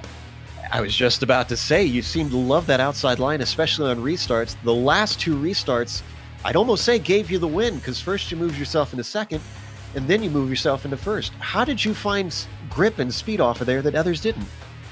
Well, I was doing that all week. I've been watching, actually I was specifically watching Richie Hearn. I followed him a ton when I was practicing, and he goes in that turn 1, he just holds the bottom, and he can really hold that yellow line. Me, however, I don't know, my setup just turns really weird in the center. I either grab the yellow line and spin, or I just completely miss the corner and go up the wall. So I just decided I would enter in the middle. And then in the race there, restarting out on the outside so many times, I just kind of found the grip, and it dug, and I put that weight jacker up a little bit. I found that in practice too. Blake, these cars hold like a swimming pool worth of fuel. I don't think you need to keep any cards close to the vest here. We'll never race these cars again.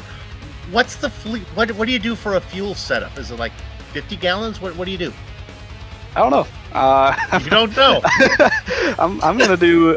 I was planning to make 1 stop for tires in the main. It's 200 laps, so I figured, I'm not gonna take the full fuel and just be fast at the end. I'm gonna need tires at some point. So I was kind of planning just doing like 35 gallons because it holds 75, but I was just gonna do 35, and that's about 100 laps. Okay, there you have it. So, does this inform you on anything for the A main? Obviously, you said you've been doing a lot of practice, but it's always different getting into those race conditions. Anything that changes in your strategy now that you've been down in the war zone? Well, just looking at the times in practice, I was just going to go for a top 10, but that kind of boosted my confidence a little bit more with my setup. So now we're going to do top 5 probably. All right. Although I'm not beating Christian tonight. Christian's going to win the race. Ooh, so interesting words from Blake Reynolds on prediction. Congratulations on the win, and best of luck in the A main. Thanks, guys. That was our winner there in Heat 2, Blake Reynolds. We also have a driver who did not make it that time. Josh Wolf is going to talk to us about his race. His teammate Dawson Brock has joined him. Yeah, Josh, it's a difficult race where you got caught up in 2 cautions and then got your way back. We were looking optimistic. I know there's a lot of battling going on in front. It looked like you almost got to them there near the end. What went wrong?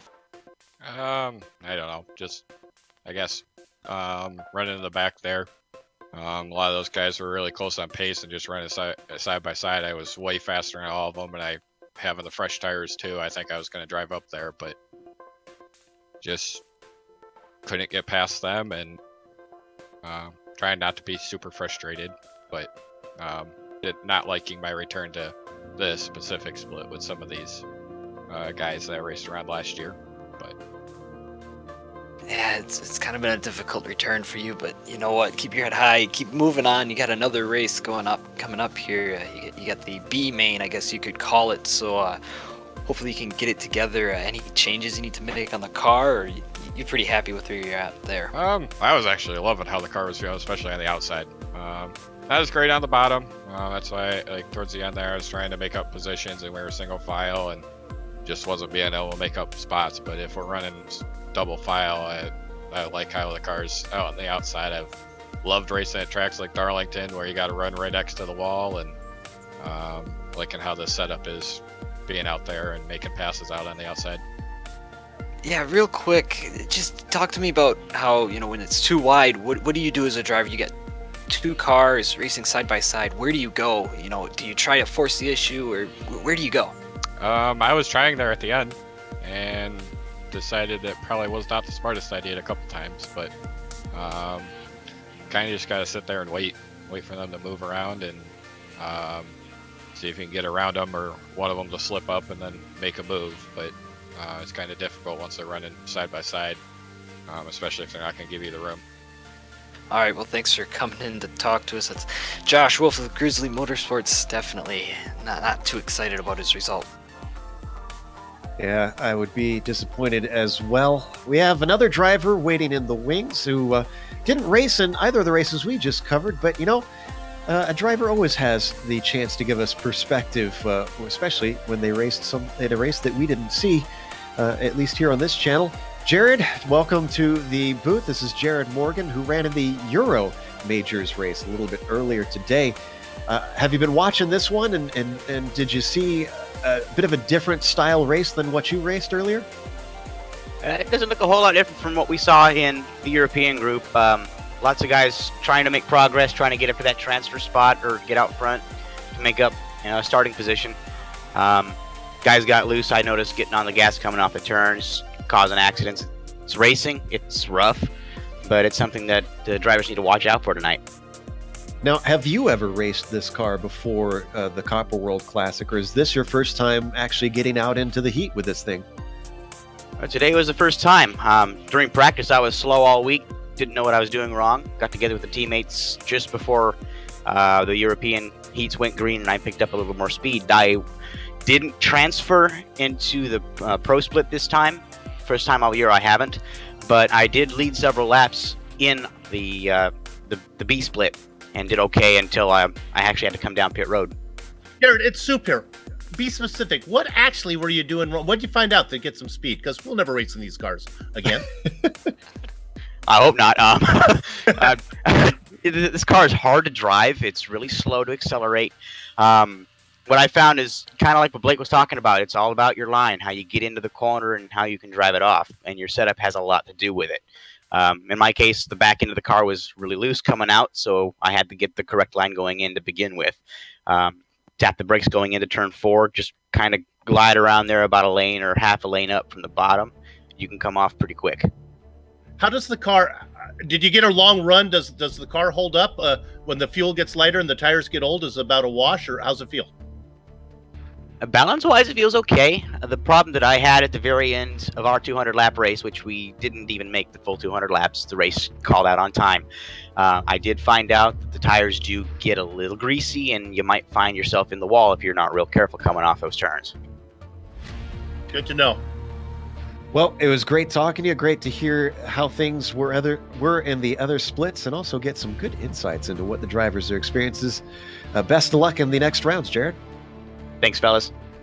It's Jared Morgan, who competed in the European splits, separate from these races. But we're going to take a quick break here on the Global Sim Racing channel as we get ready to head to the A-Main in just a few moments, so stick around.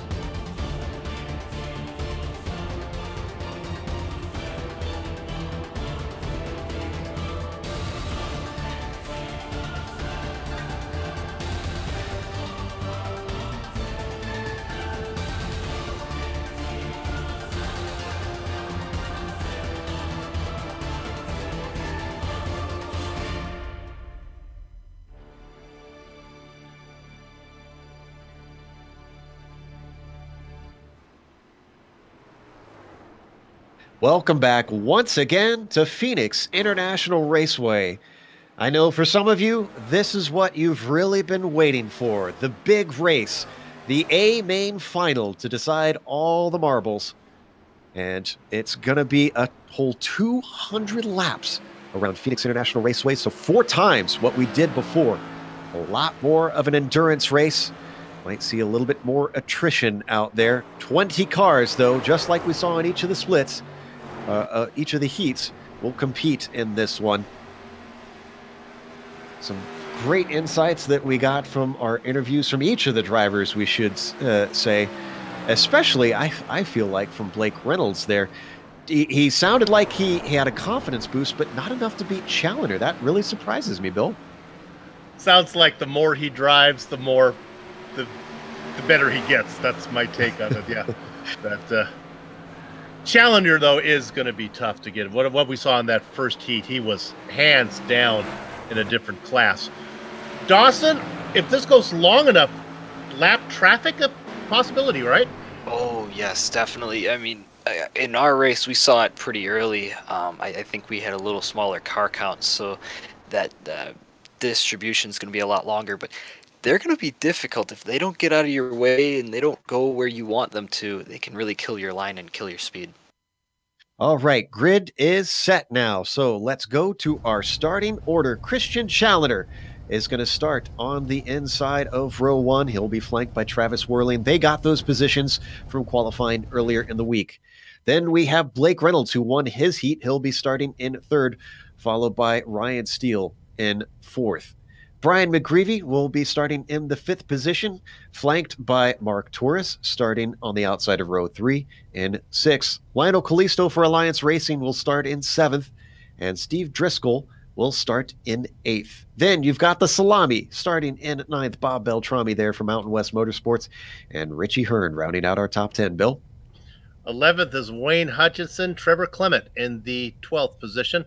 Thomas Lovelady in the Baker's Dozen spot. He's going to be inside of Jimbo Pfeiffer. The next row is populated by Dee Palmer and Kevin Hill.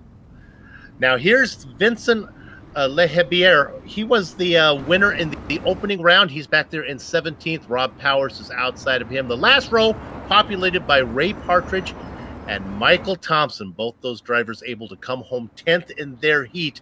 And how about Mark Torres, the rookie driver, starting outside of row 3. See how he fares now with a little bit steeper competition. Dawson, you've both raced out there and you've now watched 2 heats. So give me a prediction. Who do you think has got it to win this? Boy, it's March. We like underdogs and all, but Christian Challenger, man, he's got a lot. And how often do you say that Blake Reynolds would be an underdog in a race? That's not very often. So I'd like to see what Blake can come up with, maybe in that last 100 laps. 200 laps from now, we'll find out if he can do it. So as the pace car peels off, Challenger has control. He accelerates away, gets a good jump over second place driver Travis Whirling. Whirling is immediately going to lose that second place to Blake Reynolds, who slots to the inside. I don't mean to cast aspersions here. Whirling may be a little more impressive in qualifying than he is in race trim. He didn't seem to have much out there as he falls back a spot. As they come around to complete lap 1, it's going to be Challenger, Whirling, and then Reynolds. I don't think so. I think it's Reynolds in second, right? Or Challenger, Reynolds, and then Whirling. Excuse me. Yeah, yes. Yeah. No real surprises. Challenger and Reynolds. I think Challenger wins, leads at halfway. I think Reynolds wins at the checkered flag. For first real side-by-side battle we've got is McGreevy and Hearn. This is back for the 8th position. Hearn to the outside in the yellow machine. Not giving up on it yet. Whoa, deep into the corner as well behind them. Almost making contact with McGreevy. That was Trevor Clement. Almost gave a little bit of a boost to McGreevy, who gets the spot away from Hearn. Go ahead, Bill. McGreevy led almost all of his heat until things went south on him at the very end. He's back there in 8th right now. Drivers have to think a lot more long-term as Richie Hearn tears down the wall out of 4. Hurts his speed. And Trevor Clement tries to come back at him on the outside of 1. Gets the job done and moves himself into 9th. hitting the wall is never good, but as long as you can keep that little front bit on this car clean, you'll be okay speed-wise. Yeah, the wall always seems to move a little bit more to the inside of the track when Richie goes Hearn. What goes by when it's not fair. It's never good when Richie goes Hearn. You see, he's still suffering, unfortunately, because Jimbo Pfeiffer's going to get him. And here comes Bob Beltrami with a good head of steam. Early days, though, so no real reason to panic quite yet for any of these drivers if they lose a few positions. Boy, look at the track. Very clean, not much rubber laid down. So this is a lot different from what a lot of these drivers were experiencing in that first heat.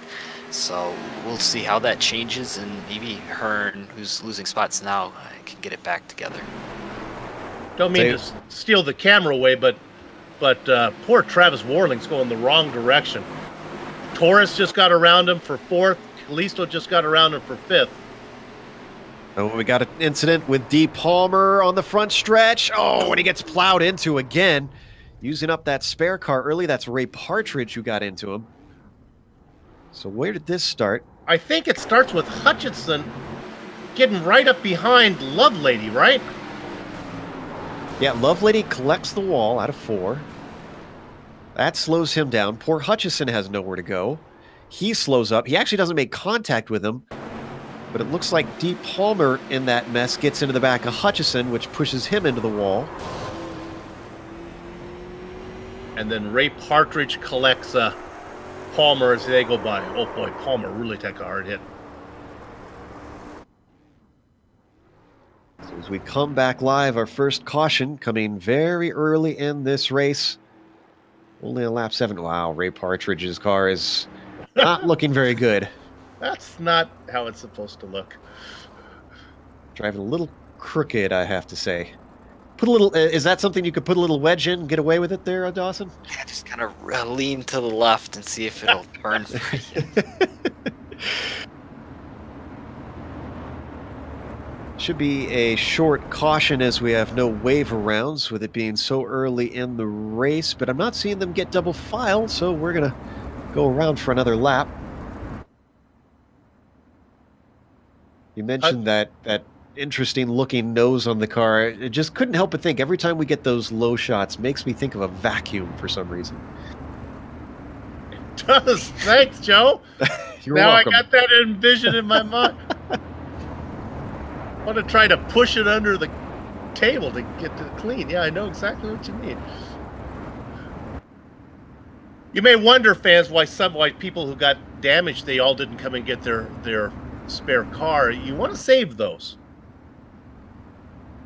Callisto being the most notorious driver for doing that. This time he doesn't have to worry since he was well ahead of the incident, but we've seen Callisto run nearly an entire race with a damaged car as long as it was pointed forward and decent pace, and then somehow use this final stop to come back and get himself not just into wins at times, but into top 5s and all kinds of good finishing spots as the lights go out. Couple cars that impressed me during the heat, Dawson. I liked Steve Driscoll. He's in 7th now.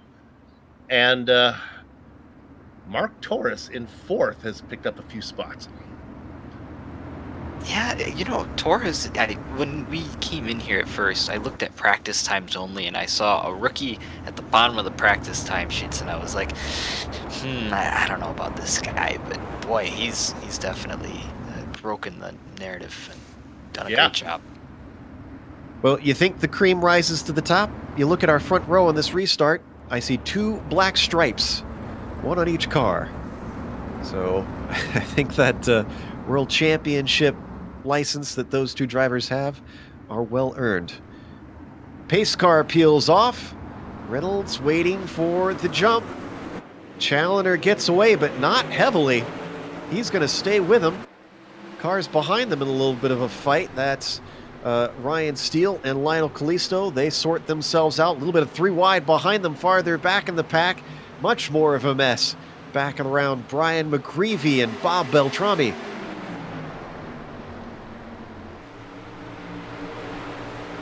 See that kind of gray car up front. That's Driscoll, who picks up even more spots now, up into 5th. Certainly has taken to this car a little bit better than some drivers. And remember, whoa, is a big bobble there we see from Clement. Stops the bleeding, though, as he holds on to 7th. That's the unorthodox teammates behind him. Travis Whirling and Brian McGreevy, not really in a hurry to get up to the front here at the start of the race. You know, there's a chance, Joe, I don't know what the chances of this are, but there's a chance that he's got a different race set up for this one than in the heat, you know, with the different fuel and everything. So maybe this one's a little more long-term based. Very true. As we watch our top two chase each other around the track, really have separated themselves. Lionel Callisto is all 7/10 behind Blake Reynolds already. Reynolds and Challoner streaking away, and Callisto really on the rear guard as we look over that back tire. That's Ryan Steele hounding him at every corner.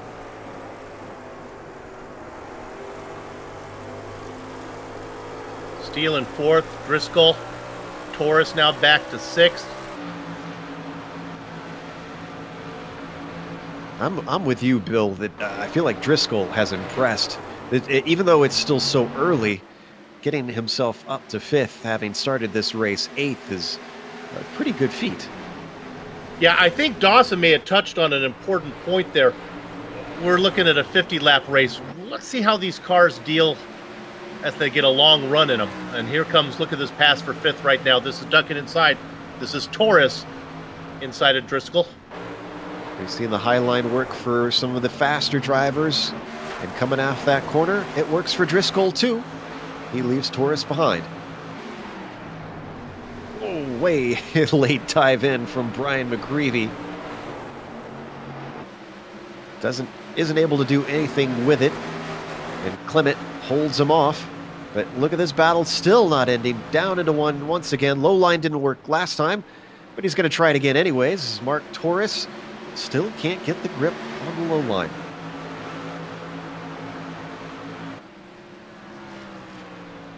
McGreevy now trying to duck underneath Clement. Clement tries to go high. Seen a few different lines through 3 and 4, but it works so much better for Clement. Alliance car fending off for 7th place for now.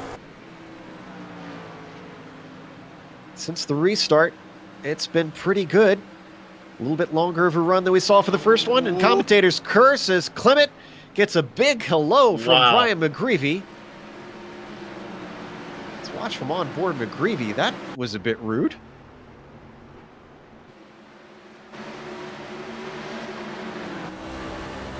Coming down into 3. Wow, tried to duck it inside, but ran out of space. Both drivers doing a great job keeping that together. By the time Trevor Clement gets it all gathered up, he loses a ton of spots, now back in 11th. So we look back up at 2nd place driver Blake Reynolds, who's dropped off the back of Challoner since we last looked, about 1.5 seconds. Dropped off a cliff, really, if anything, and he's back in the clutches of Callisto now. Yeah, sometimes I take what Blake Reynolds says with a grain of salt because he kind of downplays his talent, but think it's true this time? Yeah, maybe. Wow, Challoner just dominating. Ooh, yeah, that was a big wobble. Reynolds had the car really sideways. But I don't think he's quite under threat from the car of Callisto yet, even though he closes coming out of 4. Because Callisto had Steele way closer to him in some of these corners. Boy, Blake's car is very loose right now. Callisto getting a nice run here. And I think Reynolds ran that second heat. That second heat had more rubber down on the track. I think that Reynolds' car was set up for that more rubber track. might be the case, the way that things are going right now, and it's unsteady as he appears. Little Train putting the pressure on. He's going to look to the high side. Thought he was going to get chopped off at the nose, but Reynolds kept it low. Now, usually we start talking about how long the pit window is, but we have no idea because no one will tell us how much fuel they're putting in their car. So they've got to figure it's going to be about halfway at least that they'll be able to run. Nobody wants to make more than one stop if they need to, assuming we stay green. There's the pass. Or an attempt at it, at least. Callisto to the low side. Wow, middle of the corner, so much stronger. I think maybe an over-under attempt from Blake Reynolds, but it's not successful, so he's going to back into line. The popcorn position still belonging to Steele in all of this.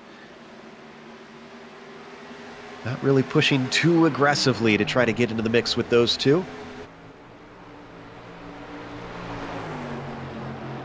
Let's jump just behind them because we got a nice battle happening as well with the rookie licensed driver Mark Torres and Steve Driscoll. I have a feeling Mark's going to get tired of us mentioning that before this broadcast is over. Giving hope to rookies everywhere. Mark Torres. Of course, we don't know if he's run oval races in private leagues as well, because he certainly looks like it the way he's running.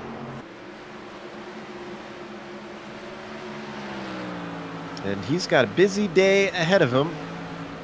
He's going to race in the NEO race over in Le Mans after this. Virtually, we should say, not in the real world. Mark Torres, we should mention, is the one that's heading over there.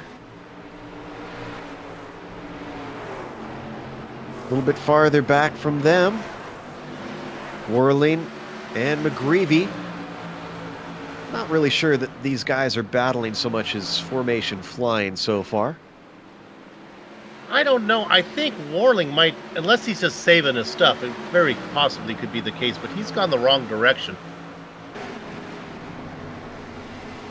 I am really impressed with Pfeiffer. Remember Jimbo Pfeiffer in 9th? He barely made the pro split. I think he was our 39th or 40th qualifier. And then he was able to get in a run from the back row to qualify for this, and now up inside the top 10 here. We've seen a number of drivers that have qualified differently than they've raced, not least of which Reynolds, and as you pointed out, Pfeiffer seeming to handle his own pretty decently here in the big race, the one that means everything for the points. And behind Pfeiffer is our hard charger currently, Vincent Herbier. You know, it's interesting you mentioned that. The qualifying for these majors races, as crazy as it is, you know, you need to hit that mark, you know, that certain time, and you have to set up a completely different car and really great at making them one lap wonder cars, and other guys just really can't. So I think that's definitely a case with Pfeiffer and guys like that. And there's been a lot of discussion from the drivers earlier on in the season. Some were unhappy about having the qualifying, deciding if you get into the pro split. But as many have said, a lot of the racing is not just about how you are out in the race itself, but setting up for the race, practicing, qualifying. The majors encourages drivers to be the complete package in just about every way. Well, just to drill down on that point a little bit, in previous seasons, the qualifying used to be a 20-lap stint because they wanted to know who was the fastest when it came to actually in race trim. And they've tweaked that format quite a bit as we continue to watch this battle with Hearn a little bit farther back. He's chasing down Lovelady. Wow, he's got his nose right up underneath the rear tank. Lovelady going to drift it high. Honestly, I have a hard time arguing with anything that Mike Willett decides to do. It all seems to work to me. Diving it down into 3 and 4. Richie Hearn gets himself now up into 13th. And Lovelady loses multiple positions as it looks like Kevin Hill gets by, and now Dee Palmer might be able to take it away. The freight train has left the station, and Thomas Lovelady is left standing there. He's all the way down to 16th. Make that 17th now, possibly, as Rob Powers takes a look on him.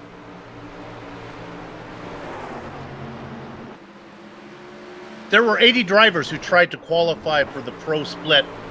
I wonder if the quality or the depth of field might, I'm going to knock on wood here, maybe we can get a little more of a green flag runs from the Pacific guys than we did in the other ones. This is the only region that did split was the Pacific region. So far, it's been pretty good. We're on lap 36. We've only had one caution. This has been a lot of green flag racing. And I'm guessing because of that, I'm assuming that none of the other splits saw green flag stops. Yeah, no, none of the others did. And I know the International, they had about 14 cautions, and they got to 170 laps. Yeah, they're doing a great job here in the Pacific. We're gonna get all 200 in for you, folks. In fact, we're getting lap traffic as Kalisto and the gang go around. Who is that? Wayne Hutchinson. Did we miss a pass somewhere? When did Kalisto get by Reynolds? I don't believe No, we got that one. He went underneath them, and then Reynolds that's right. the up and under on him. That's right, we did see that. It's been so long, been running green for this long, I forgot about that. And that puts him under threat from Ryan Steele, although he hasn't been able to get past yet. That traffic could still play into things.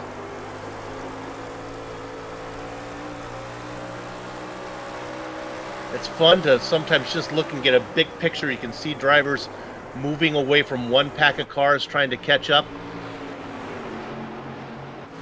You can see maybe Kalisto will try to leave those two guys behind, see if he can get anywhere close to the leader. When you have these long green flag runs, do you have to manage your pace at all, Dawson? If you think you're going to be going for a while, do you need to maybe back it off to conserve the tires, or is it just flat out? Well, you know, I was flat out, that was for sure. I was trying to always make sure that I was carrying as much speed as I could, and just about every time I was getting right up to that wall, so my pace was kind of managed by the limits of the track, I guess you could say. Yeah, makes sense to me. And meanwhile, Steele has got himself up to the outside of Reynolds. We've seen that line tends to work very well when you want to make a pass. Can he finally get it done? Just a little bit of better momentum, and and Reynolds lets him have it. This is like seeing Bigfoot. I mean, Blake Reynolds is going the wrong direction. This rarity. Now, our eagle-eyed viewers may have noticed the paint scheme on Ryan Steele here. Very appropriate for Phoenix Raceway. He's got Phoenix Wright from the video game on his car. These guys get really clever sometimes with these things. Bill, this went over Bill's head, though. I'm almost 100% sure. I want to know. I will Google it later. Don't tell me. Don't spoil it. Okay. For me. Okay. All right. Need to be about 20 years younger, I think, there. So those three have settled it out, and that's going to put Kalisto into second, Steele third, and Reynolds fourth. If you're a fan of Christian Challenger, he hasn't disappeared. He's 4.8 seconds up the road and has just been basically doing his thing. Getting ready to lap the car of Ray Partridge, who's already a lap down. We'll go 2 laps down soon.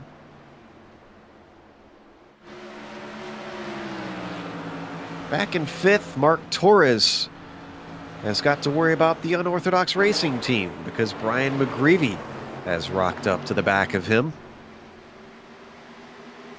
McGreevy, as Bill mentioned earlier, led most of his heat, but hasn't looked as strong here in this race. Let's go to second. Pass for second. Ryan Steele on the high side. Powers around Kalisto. Oh, wow. I don't think we really saw a very strong Steele. Oh, and Kalisto's going to go down 2 spots because here comes Blake Reynolds. I think this is a little bit of give and take from Blake. Saw the writing on the wall when Steele went past him, said, all right, let's not fight it. Now that he got an opportunity, he's going to demote Lionel Kalisto Whoa, Boy, with a Blake. big moment, though. That car just does not look solid underneath him. Boy, I'm telling you, give it another 50 laps, it'll tighten up. He'll figure it out. So we ride on board with Little Train, looking at last race's winner, Blake Reynolds. See if he gets another squirrely moment off the corner. A little bit. I'm going to give you an interval little by little. That front three guys are being chased down by Torres, McGreevy, and Driscoll. They're only about 9/10 of a second back. They're starting to close. McGreevy's still putting the screws onto Mark Torres. Keeps poking his nose to the inside, seeing if he can do anything, but nothing doing yet. If I were Brian's crew chief, I would just say, easy, Brian. Let's see what Mark can do right now. I think they're coming. Oh, maybe, it may be a case, I may have that wrong. Maybe a case of Kalisto is falling back. Oh yeah, he's dropped off of these guys big time. We did see on screen that McGreevy also had to collect the car out of one. Remember, open setup in this series. So drivers may have got their car set for a short run or a long run. Or maybe they don't know which type of run they've got the car set up for because they haven't been able to get that long of a run in on it. Honestly, you had to figure that there weren't going to be that many long runs in this kind of race. So Well, maybe it's uncharted territory. Yeah, these drivers absolutely watch the other races to get a feel for things. We may be the only split that has thrown everybody for a loop.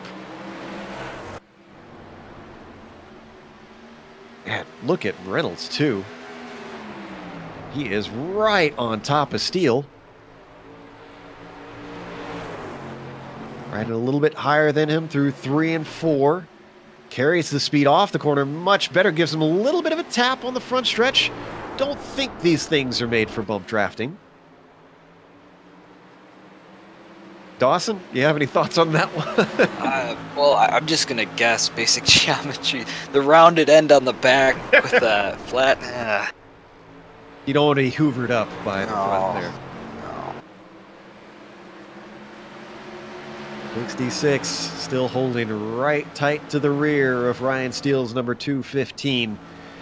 We're now a quarter of the way through into uncharted territory for these drivers. 50-lap race for the heats. Who's done their homework? Who's got the practice in? And who went ahead and put in a decent amount of fuel? That's another thing. I mean, you don't... Well, I guess you weren't going to come in for a pit stop. You'd probably stay out for track position. So I guess they all probably have enough to get 100 miles. Yeah, I would have to think that everybody's going to run the tank dry. Just not wanting to be caught out by a caution, just in case.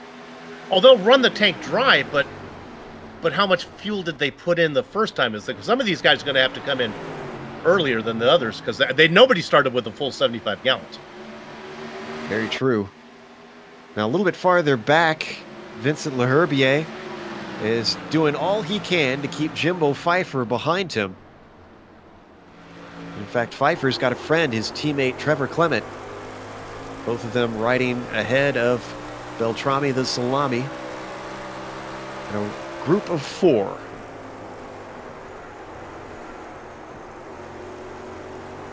And while this is going on, Challenger's starting to put guys a lap down. He's coming up on the, we don't need to go there, but coming on the back of Michael Thompson, racing in 18th.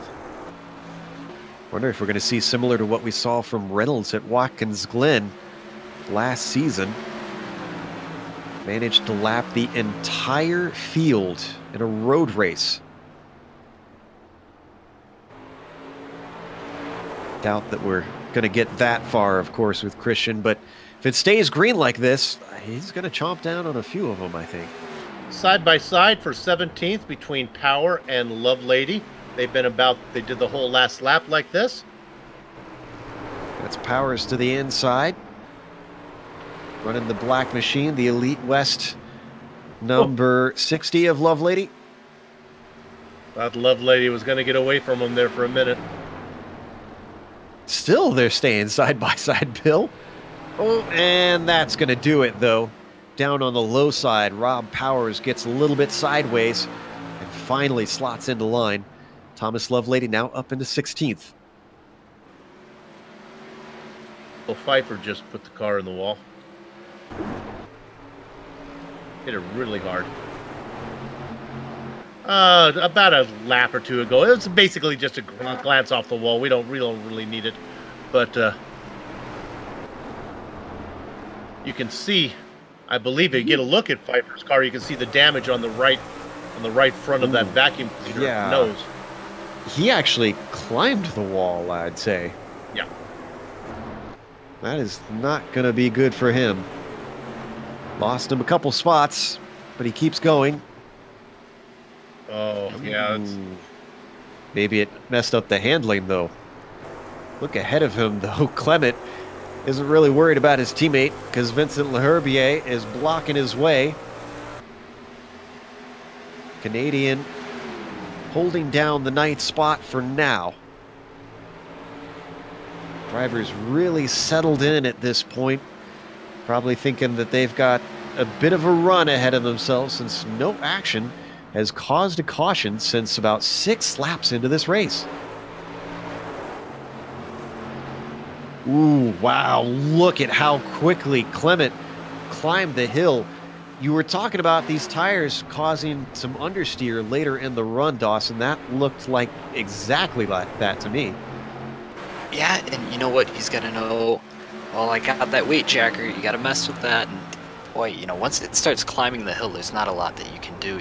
It's a weird car where you got to turn it with the throttle. So you don't want to mash the gas, but you almost have to. It's a really tough situation to handle with. Okay, the train has not come off the tracks for Lionel Callisto, but the wheels have been greased and it's slipping. Boy, he is back in the clutches of Mark Torres now. Torres has made a couple stabs at him the last couple laps. Oh, and side by side for second, Reynolds and Steele. Reynolds to the inside in the right and shotgun maroon flavored car. Up to the high side, Steele doing all he can to carry the speed off the corner, and he does get a run down the front stretch. Usually we've seen Reynolds try and work that high side to make the passes, but not so in this corner as the car gets a little loose trying to get the power down. That's going to hand the advantage back to Steele through the dog leg. Reynolds strong usually on the brakes down to 3 and 4, but not strong enough this time as he's only got a nose in. And Steele fends him off. Boy, if there were some way for me to talk about this without quoting Darrell Waltrip, I would do it, but I just can't. We've got comers and goers. Certainly seems to be the case.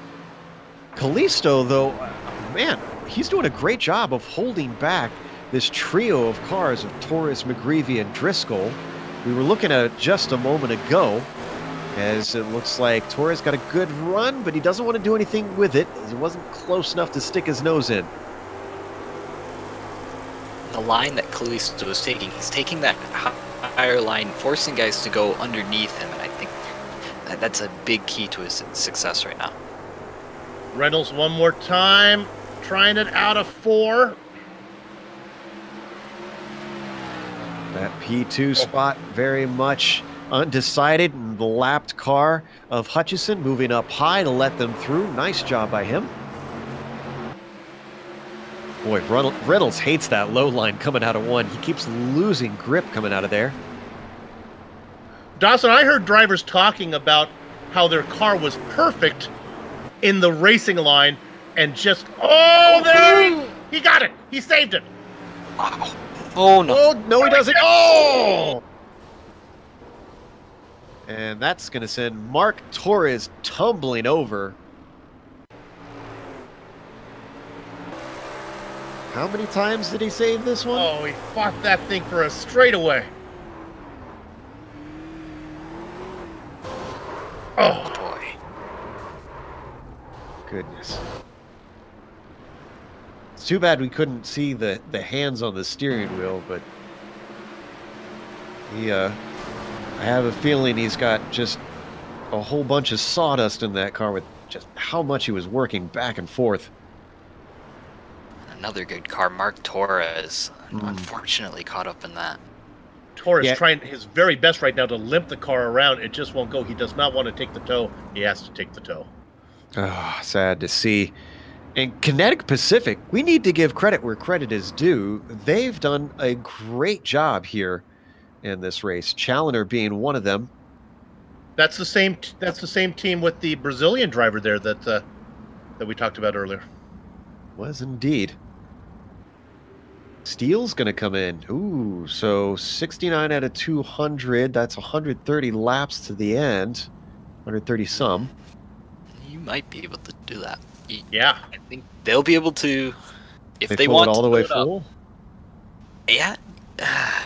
Yeah, but do you want to race with a full tank? I don't know. This is tough because you can make it absolutely by a lot. And I wonder if guys are going to actually fill it up past that 50 mark, maybe go to that 60, 65 mark just so you can make it. And then the other question is, well, do you think cautions are going to be? Because if there's more cautions, you can save that fuel under caution and maybe you can get away with 50.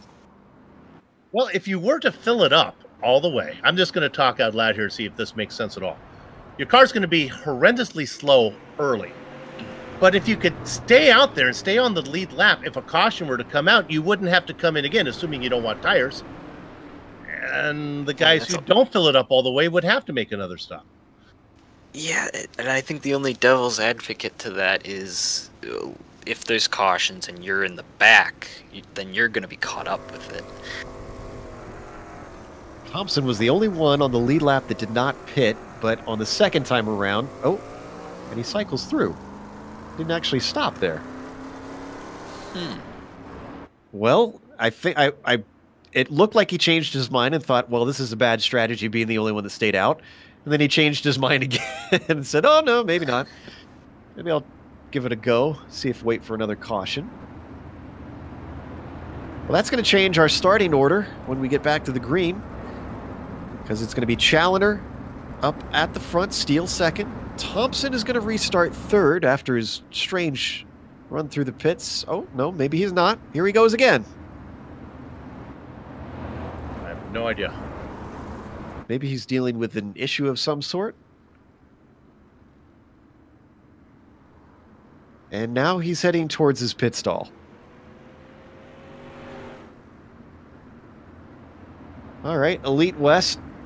Somebody send a crew member up here to tell us what's going on with the 314. He does take tires. And with that, the lights are off on the pace car. We're going to go green next time by. Let's get you the order once again. Challenger's going to lead the way. Steele in second. Warlane third. Driscoll fourth. Vincent Laherbier will restart in the fifth spot. If anything can be learned from how long they were in their box, McGreevy was in there for 30 seconds, about 7 or 8 seconds longer than the rest of them. Maybe he took the most fuel. That's the longest, 30 seconds? 30.5 in his box. Pace car's in. Challenger has control. Green flag waves. Big jump over Ryan Steele, though. And Travis Warling is going to get to the inside of him by the time they come down into turn one. Steele comes back around the outside with the grip. And Blake Reynolds is mired back in 7th position after he takes the spare car.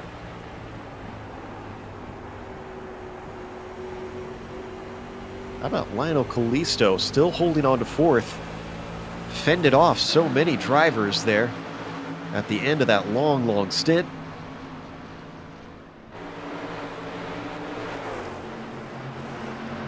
Ray Partridge in 18th, the leader of that anybody on that lap, 1 lap down in the lucky dog position. Wayne Hutchison, 2 laps down. Mark Torres, 3 laps down. And I believe Partridge was our lucky dog last time, if I'm not mistaken. Because he was 2 laps down, I believe. It's a bit of a repeat deja vu, because Christian Challenger already got himself up to a whole second gap over the rest of the field. It's basically a battle for best of the rest, including for second place, literally best of the rest. Ryan Steele on the high side. Once again, Travis whirling, trying to see what he can do. If he can go late on the brakes down into one, not quite. Steele carrying his speed. Going to hold to the outside, but not good enough to streak ahead. So they're going to be nose to nose as they hit 3 and 4. Right on board with Kalisto and the popcorn spot, watching everything.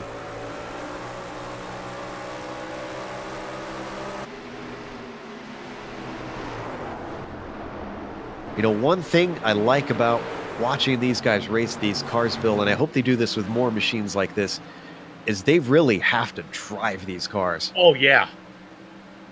Just from a spectator, just watching them, you can see the cars, you can see them work the car. Look at this 5-car battle for effectively second position. Travis got it done. He's up into second now. Steele gets demoted to third. Kalisto still sits in fourth. L'Herbier in the top 5. And Blake Reynolds, winner of the second heat. Kind of waiting patiently. Can't do anything too dangerous now, Bill. He's already used the ace up his sleeve. Get a replay real quick of Jimbo Pfeiffer, just about 15 seconds from when I just talked about him. Boy, he almost put this car in the wall. He got into the back of Thomas Lovelady. I thought the car was going up. We'll see if our director has it. Right there, boink. And I thought it was going in, and he gathers it up. We'll watch it on board here. They do have the side pods to make sure that they can't lock wheels, but you can still get into the back of that wheel. Wow. The one thing you don't want to do in all open wheel cars is wheel-to-wheel contact. So now that puts him under threat from the last car on the lead lap, Bob Beltrami. Second to last car on the lead lap, Michael Thompson is behind them.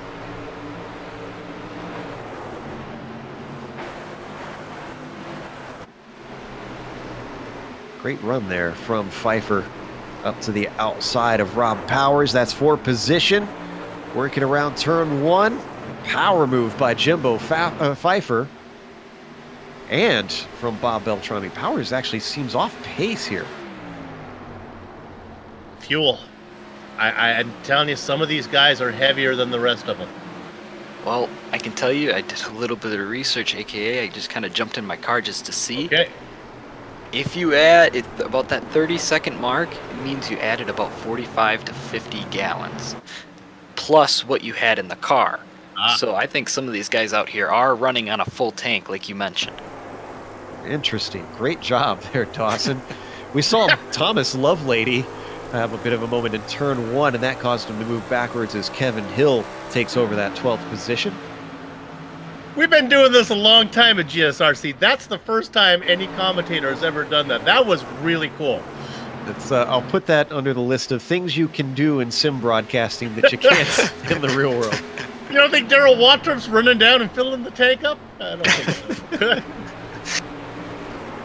Wow, side-by-side action as they almost come together. Big trust between Hill and Lovelady, but Lovelady comes out the better.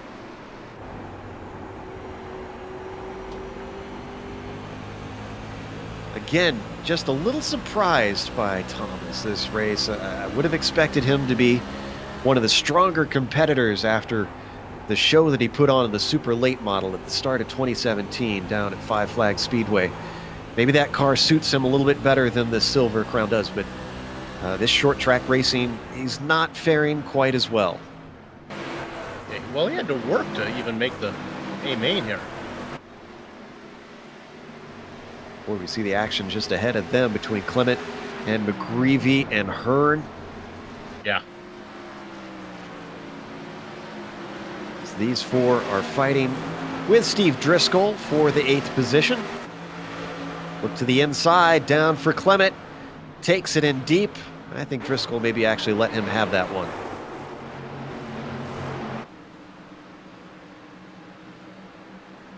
You know, we saw Reynolds get up to the front before, but did we see Travis Warling up at the top at the start of last race? No, he started, remember, on the lead on the front row because of his qualifying. He fell, dropped like a pigeon. So now he might have just been saving the car, because now he's racing like his qualifying would indicate. The guy who is the real sleeper is in 5th position, is Vincent Lehebrier. There we see him on screen as we stay on this battle. The thing that I found interesting is that it's only 2 seconds between Challenger and Warling. So whereas we saw Challenger leave Reynolds in the dust, Warling's holding on. Right on board with Reynolds right now. On the back of Leherbier, looking for 5th position. Leherbier isn't worried about that. He's worried about 4th because Little Train is just ahead of him and has been ahead of him since this last restart that we had, the 2nd caution of the day. Herbier doing a great drive so far. He started in 17th, you know, not the greatest in the heats, but he's shown that during this race, a lot different pace. Again, another driver lucky to be here. I mean, I do like the heat format. It is entertaining. Not the first time we've covered it here on the majors, as they ran a heat format for the first dirt race last year. And of course, they had a heat format in the modifieds at the end of end of 2017. The difference being both of those had great heat races, and then when we got to the, I can't believe I'm going to say this, I'm going to jinx it. When we got to the A main, it was a yellow fest. This is not happening that way. I'm seeing Richie Hearn not in the sim anymore. Are you guys having the same thing? I think he disconnected. Uh-oh. Yep, 1 lap. Oh, and I'm not seeing throughput fell through to unacceptable level yet. Watching him, and he just blinks away. There, yeah. Yeah, we're watching on the replay just to confirm. Yeah, there he goes. Oh, man. We were talking earlier today, Bill, about Michael Haflidason being the unlucky guy over in the Absolute Beginners League. I think put Richie Hearn in that category. Honestly, I was a little upset. I was reading some of the forum posts after some of the races today from the other regions, and they're talking about how hard they practiced and they put in all this time, and then they were taken out early, and you know, I'd rather have spent my weekend doing something else. Well, welcome to racing. I mean, yeah. Very true. No, yes, absolutely. It's the risk you take. Right. Racing is all about risks. At some point, that race could end prematurely. That's not something just with sim racing. I mean, you see that. Look at the 12 hours this weekend. You know, that ended early for some guys. I mean, that's money there too. Yeah, a lot more money put into it in the big boys in the real world. Boy, Leherbier now really trying to tighten things on Lionel Callisto. He got a nose inside through 1 and 2. Looks again on 3 and 4. Oh, drifts up the hill. They almost come together. They stay apart just barely. My goodness. Oh, he drifts up once again. Vincent, that car's understeering on entry, buddy. I'm sure you're aware, but boy, you're giving us a scare. Oh, now he gives him an actual tap. This time in the back of the car, though. Dawson, I know that in oval racing, sometimes there's a, hey, I'm here, and then there's a move out of the way. Which do you think that was? Oh, boy. That's with short track racing with fenders and stuff like that, not open wheel. I don't... Ooh. Sends it in deep this time. He keeps out of the back of Lionel Callisto. If I was Blake Reynolds, though, watching this happen multiple times now, I might be backing out of this to try and give some space to those guys. Or do what he's doing right here. He's going to just overtake Vincent Leherbier. And caution isn't the answer. Speed is.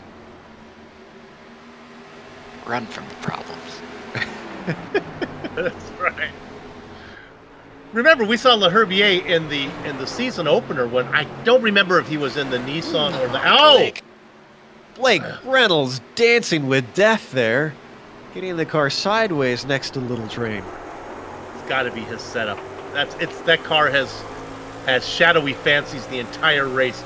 It's just wicked. So you were saying there for a moment about Le Herbier, Bill? Oh, I don't remember whether he was in... Sorry, lost the train of thought from my shadowy fancies reference. Whether he was in the Nissan or the Audi. He was in the Nissan. Yeah, I mean, that's where he was dominant, and now here he is in a totally different car. Oh, no.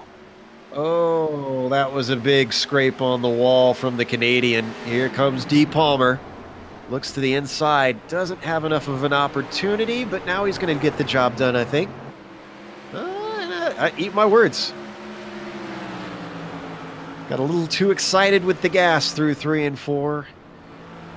What could have been a pass on Le Herbier has caused him to have to regroup.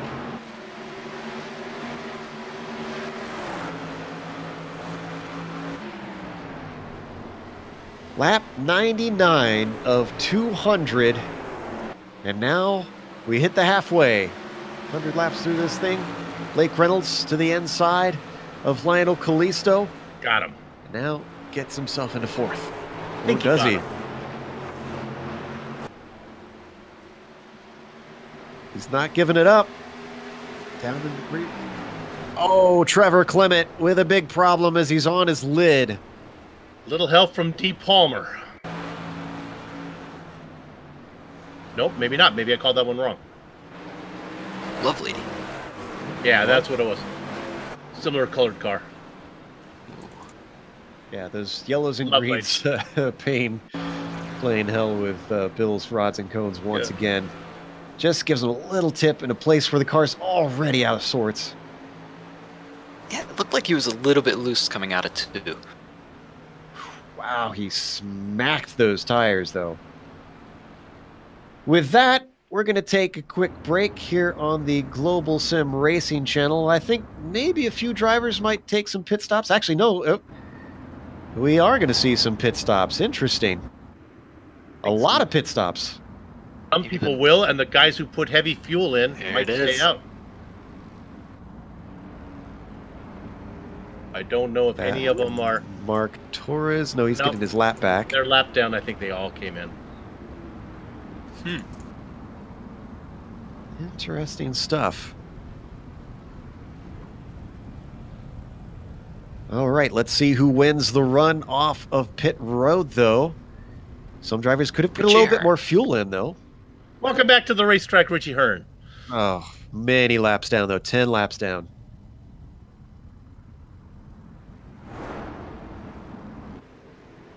Oh, it's very tight to the line. Challoner barely takes it, but who got it between Steele and Lovelady? I believe Steele barely got him. That looks to be the case, yeah. Settling into order. With the help of an elbow. How about Lovelady? He was well down the order. So with that, we'll let the cars settle into their positions. We'll come back after a short break. Stick around for the final half of the A-Main here in the Lion Tamer Beard Care Copper World Classic.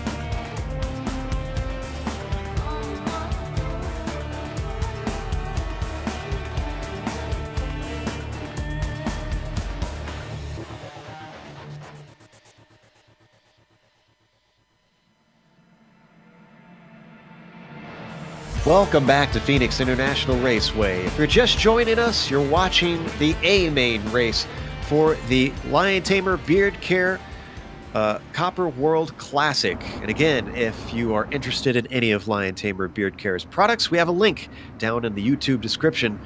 We're on our third caution, only our third caution. Very little compared to some of the other splits we had in the majors here today, but the restart is going to see Challenger up front, Steele second, Lovelady third, Warlane fourth, and Reynolds only in fifth. He had problems earlier in this race, but he's been a big force. The most dominant, though, has certainly been Challenger. Oh, he doesn't start. Uh-oh, he's got to slow down. Ryan Steele might get a black flag for jumping the start.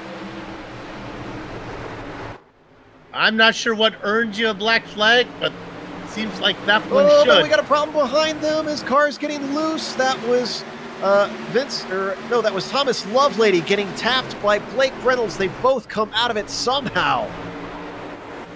Thought for sure we were going to see a big mess in the field. Well, that got exciting. Challenger not streaking away quite yet. Steele's holding on to him. And Warling trying to take away second from Steele. Now, Steele did surrender that spot back, so maybe the live stewards will wave that away if iRacing didn't like it. I'm not sure. Looks like he's okay. Yeah, he hasn't come in yet, but maybe he hasn't been able to get to the low line because he had Warling to his underside. He'd have about 2 more laps if he has a penalty. Find out. So he's fighting hard with Warling, so he doesn't look like he plans on coming in. Up into the high side on the outside. I think he's gotten away with it. I don't know how. I mean, Dawson, you're more experienced with ovals than me. I thought that was a slam dunk if you get to the line before the leader. Yeah, I mean, I think the only thing is if the green comes out and the leader doesn't go, but I thought it was way too early for that, and if you beat him, it's automatic.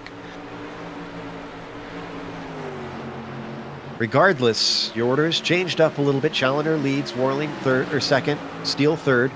Callisto's still in fourth. But because of the big checkup that Reynolds had, instead it's Leherbier behind him rounding out the top 5.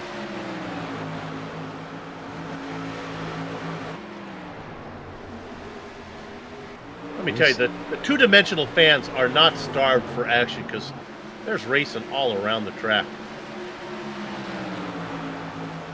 They've actually updated to 3-dimensional fans in a few places around the track now. They can enjoy their food now. So we watch Reynolds almost bottled up behind Vincent Leherbier, but a lot of action farther down around 7th place as Thomas Lovelady leads Bob Beltrami. And then look at the side-by-side action between Palmer and Jimbo Pfeiffer. Oh, 3 wide back there. Pfeiffer ducking down low. McGreevy saves it. And Steve Driscoll might be none the wiser in all of that action. Oh, that car was sliding up from McGreevy, got into the left rear of Pfeiffer, but they keep going. Whole gaggle of cars here in the mid-pack. Starting to finally sort themselves out, though, in the single file. This includes one driver who's a lap down, though, multiple laps down, Mark Torres, who's trying desperately to get up.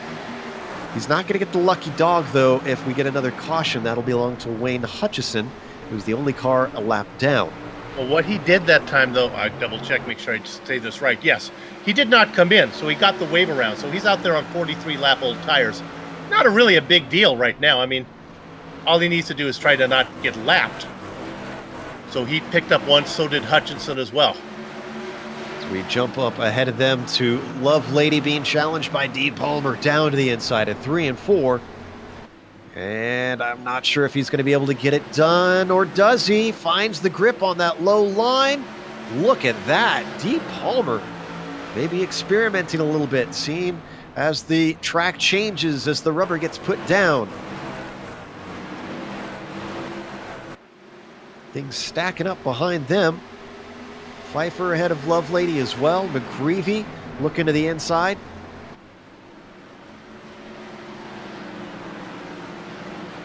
Driscoll in the popcorn position. He's going to get boxed in on the high side here for a little bit.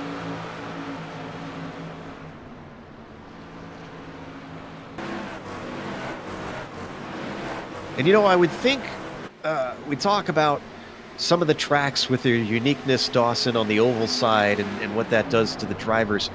Phoenix, to me, with its two very different ends, seems like it's, you know, almost Darlington-esque in that you can't lose your focus ever.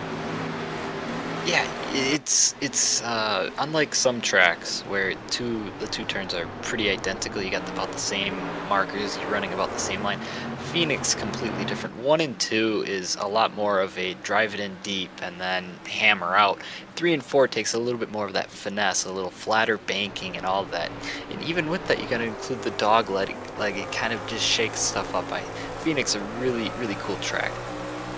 Side by side with Steve Driscoll down to the inside, and he's going to leave Lovelady in the dust this time as he slides up ahead of him into that 10th position. Guys, for a change. Let's go up front. Challenger has not been able to run away from Travis Warling. In fact, Warling has been doing this of late. Wow, I did not expect that with the performance we've seen from Challenger. And could this come back to the difference in setup, maybe, that towards the end of the race, as the track rubbers in, maybe Challenger's car not as dominant as it was at the start? So, Dawson, when you pit with 100 laps at the halfway mark, you've got to take enough fuel to go the distance, right? I would assume. I know, I would think it's kind of a pretty common, because at that point, you don't need to come in for tires again. Your tires will be fine. It's a matter of, and I would think you would want to take that fuel and not have to mess with that again. We've seen track position very important in this race, as long as it is. Getting yourself up to the front makes it that much harder for the car behind to try and get by. And Warling might find that out soon if he gets a little bit closer, that it's one thing catching a car, it's a whole nother to pass them. Milking the rooster, baby. All right, I have to explain that every time because there's new viewers who may not understand. Well, it's the hardest part about milking a rooster. It's after you catch it. So, and I find it fascinating watching these two for a while. We've been looking at some of the other cars farther down in the field. Look how much more steady both Warling and Challenger are through the corners. Not seeing any bobbles. They're very smooth on the power. In comparison to Blake Reynolds, who's like riding a Bronco out there. Needs to get together with Mick Claridge, doesn't he?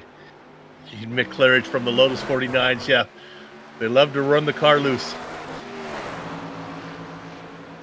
Still have a lot of racing left to go. Only on lap 122 out of this 200-lap race. He's continuing to reel him in. That gap is lessening lap after lap. You know, Travis is doing something that's very interesting. From everybody else that I've seen, they've been running that high side. Travis is finding a little area in 3 and 4 here where there's not much rubber, and he's going down there and finding plenty of grip.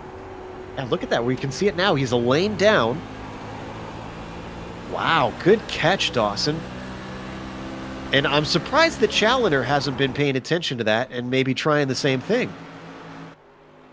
Yeah, and I wonder, with as dominant as Challenger was, I wonder if that's a setup thing and his car was more for that fresher track. He stays in the rubbered line every time through. Wow, fascinating stuff. But now he's caught him. Now he's up to that tailpipe. And it looks like he might have stalled out a little bit.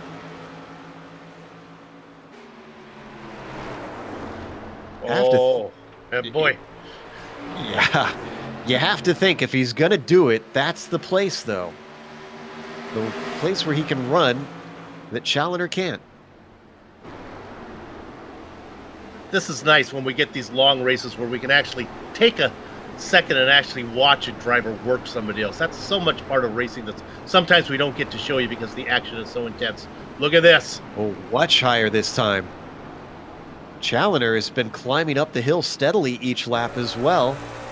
Almost on a reverse course from what we're seeing from the Midwest driver.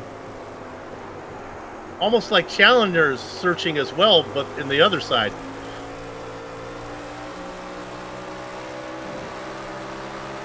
As Bill likes to say, my spidey senses are tingling.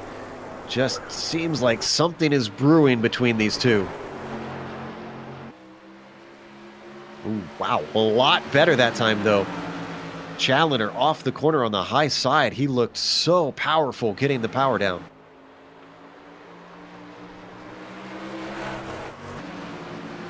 Love those Dougie Beard camera shots, just positioned right on the fence on the safer barrier. Seeing the car come at you and showing you how close they get to each other. So we jump back the order to 8th position. Driscoll's on the back of D. Palmer.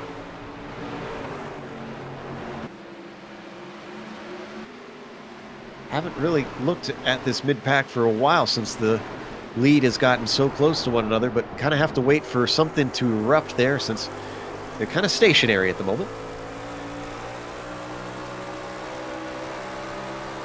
Palmer gunning it off of 1 and 2 with a nice little gap over Driscoll now, keeping himself much safer.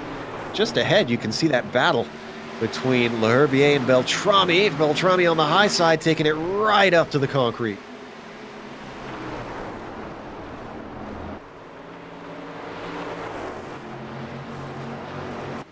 And these guys are behind Blake Reynolds, who has basically gone to no man's land and is all by himself. We don't have to go to him, but Bob Beltrami has come to the fore a little bit in this race. We've seen him backwards and forwards and a little up and down the order, but running 6, not too shabby. I think he's found his calling.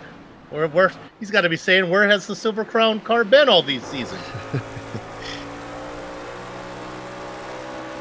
And in all of this, I'd love to point out that 16 cars out of our 20 starters are still on the lead lap.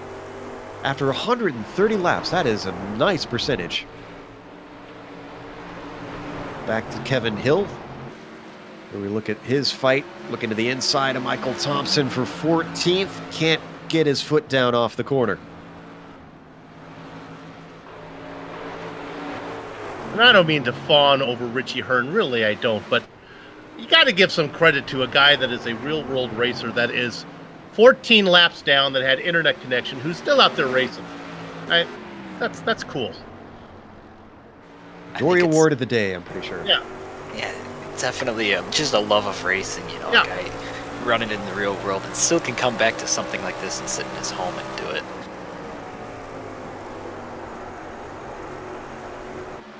Still have so much racing. I keep saying it, but man, this is a long race for these guys. Well, we're going to get them all in. All 200 laps. We're making it, baby. You have to think that maybe a few of them getting a little bit tired, mentally weary as well, with how much green flag racing we've done. Not many breaks to try and reset.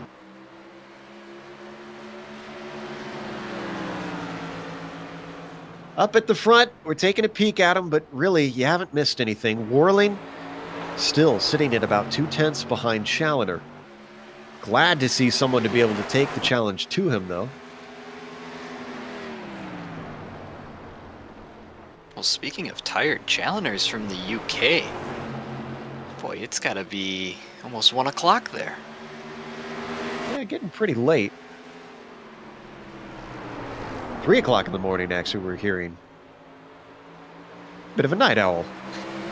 And I'm curious, actually, why he chose to race in this split this time, because he's not usually in the Pacific, I don't believe.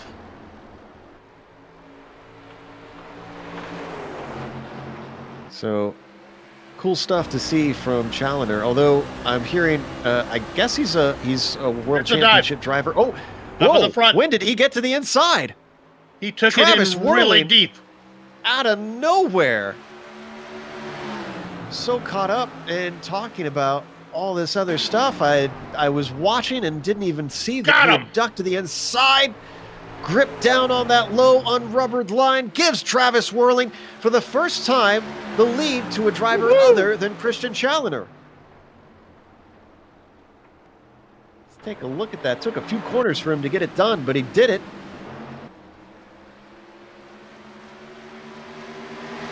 He just took it in really deep. He had the best run he had had of any lap down that front stretch and said, well, now or never. That's going to help because I can't imagine that line that he was racing, although he's going to continue to race that line. You know what? I wonder if Challoner now will sit back there and maybe try to follow and watch a little bit. Yeah, it'd be a lot more obvious to him. So I was hearing a little birdie in my ear. Is Challoner actually a black stripe driver on the oval side, I guess? Ah, okay. See, I stereotypes, Bill. I assumed UK and I thought he was on the roadside. Well, that's logical. I would have done the same. So he's up this late typically for the Peak Antifreeze series. Give a little tip of the hat to RaceSpot. I was watching one of their broadcasts. They're a good company that does what we do. They have a commentator, Rachel Whiteford, and she made a comment that, you know, sometimes it's easy to be fast running in second, that you can sit back there and figure out where the guy's going in front of you. You can figure out his line, figure out his braking points. And not that Challoner needs any help, but I wonder if sitting back there, maybe he can go back and see, how did he get me? Let's get a front row view now. Let's watch him through 3 and 4 one more time here. See if he follows him. No, he does not. No. That's his line is up there. Oh, but he ducked. Oh, look, he ducks it down late, though. He wasn't doing that before. He's late apexing that 3 and 4 corner.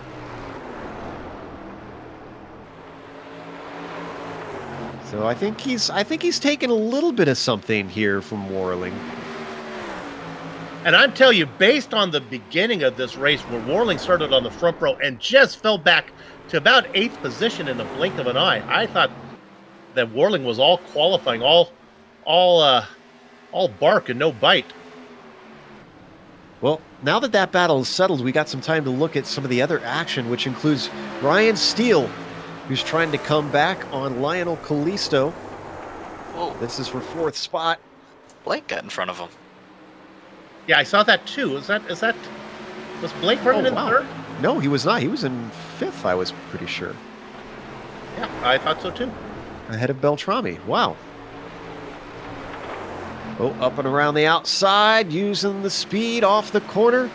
But Callisto is finding the same grip that we saw Whirling get down on the low exit of 3 and 4. Not so on the entry to 1 and 2.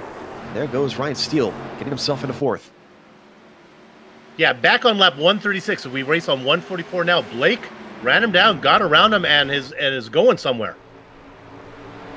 Honestly, that's my bad. I had wrote him off because the car was so vicious looking that I just thought he was not going to go the right direction. I'm with you. However, he is 8 seconds behind our leaders. So there's our marker. That's a big gap in oval terms to try and close down. 55 laps to try and do it. He is Blake Reynolds, but I'll be surprised if that car doesn't end up in the wall between now and the end. And well, we should point out too, with these gaps, that we don't know if we're getting another caution at some point.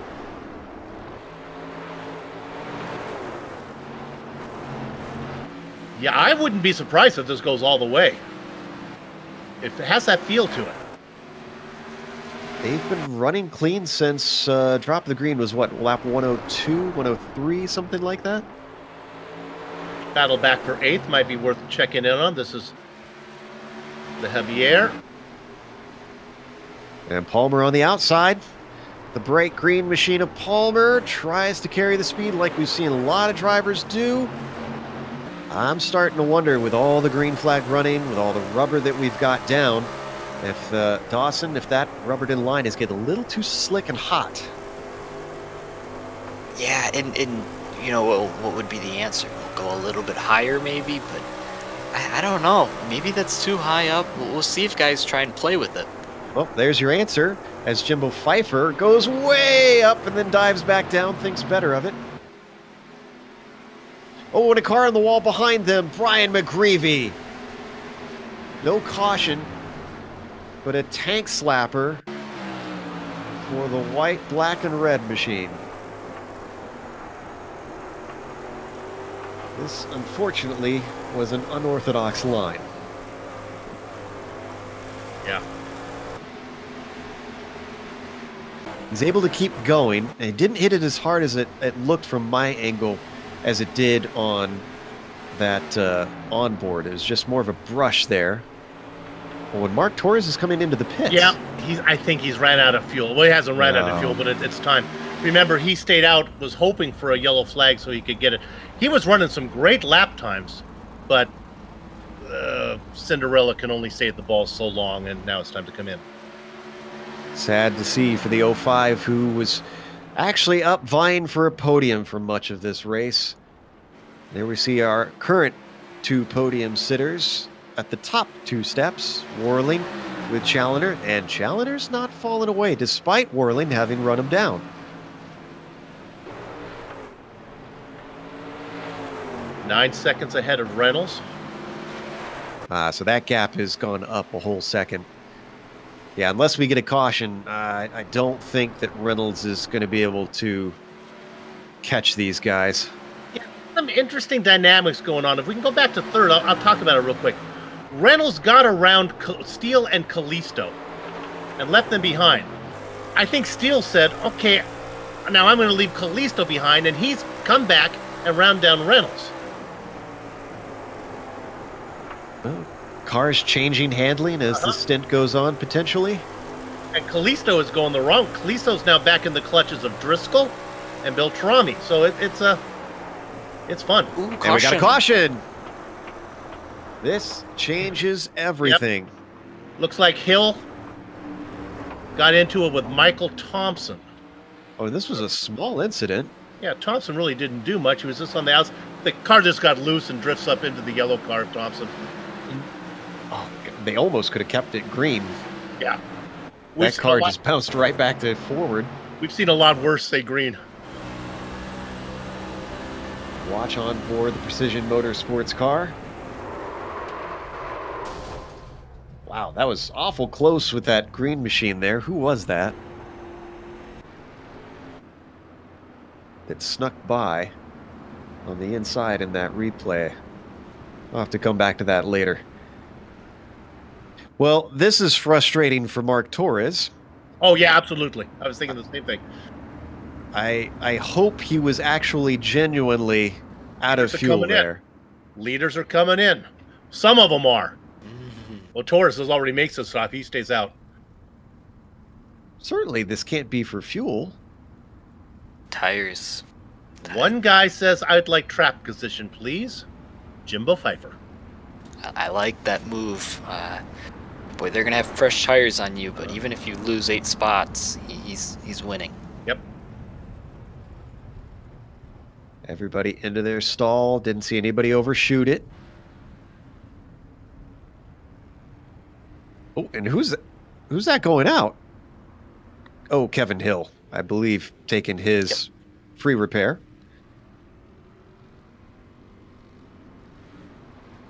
Oh. First one out is Blake Reynolds. Blake Reynolds. Whoa. Warling, look at this. Challenger is well down. Seal out in front of him. Driscoll, where is Challenger? Oh, my goodness. Challenger's back in 8th. What happened in those pit stops? This is where I wish we had a few of the crews to be able to come and tell us what they did exactly. Challenger was in for 22.8 seconds. Reynolds in for 18.9. But again, I don't think a lot of that had to do with fuel. I would have thought they would have taken enough to go the distance. You would think. Yeah. Unless he kept it light, which... Okay.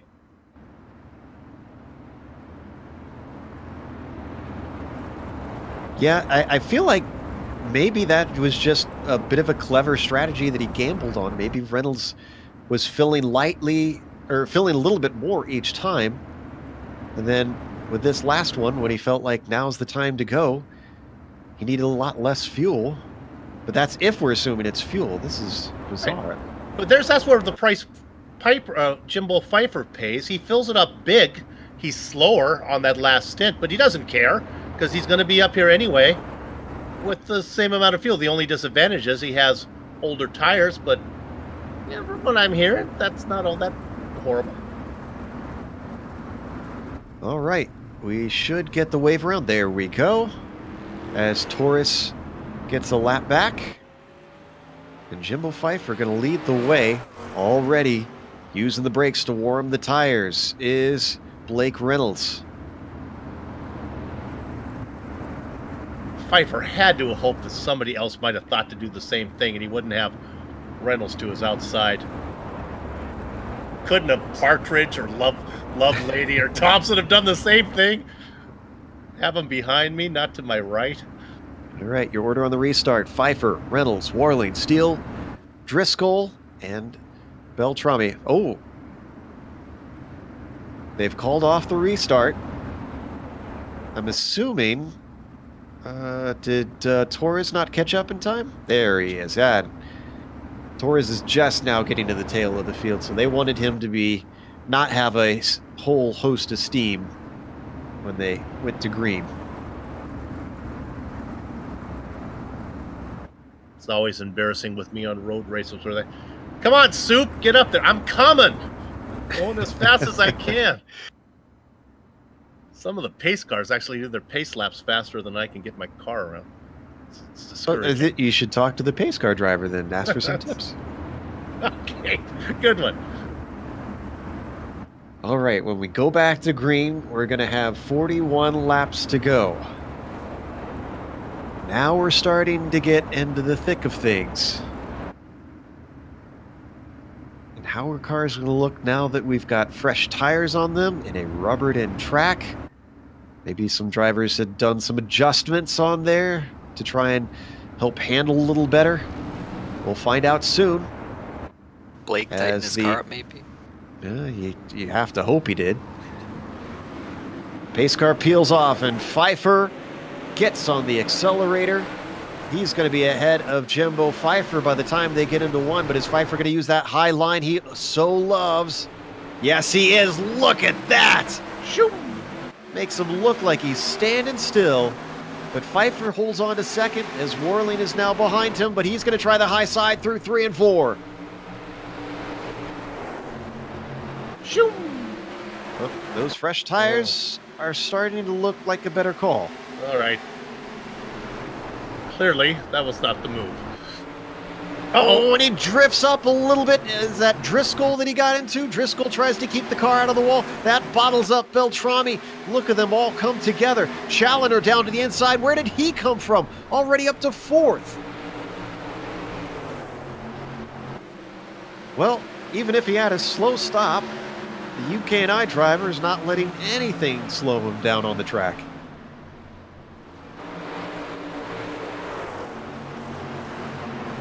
Beltrami in a bit of a side-by-side battle. This is for 6th position with Callisto.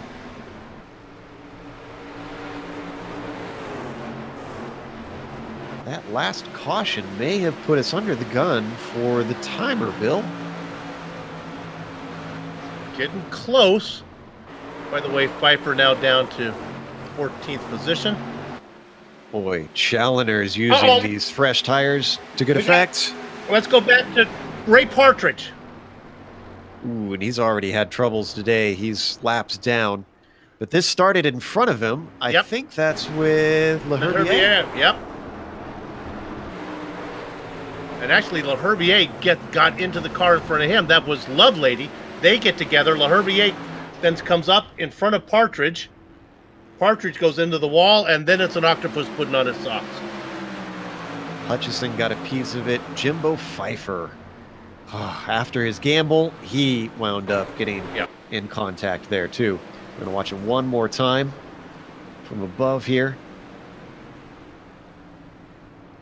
Yeah, cars just chain reactioned back through that whole group. It was right after a caution, Bill. So little you can do when you're in such tight quarters. Well, if we wondered if it was a time limit race, I guess that seals the deal. Does it? God darn, I was really hoping we were going to get it.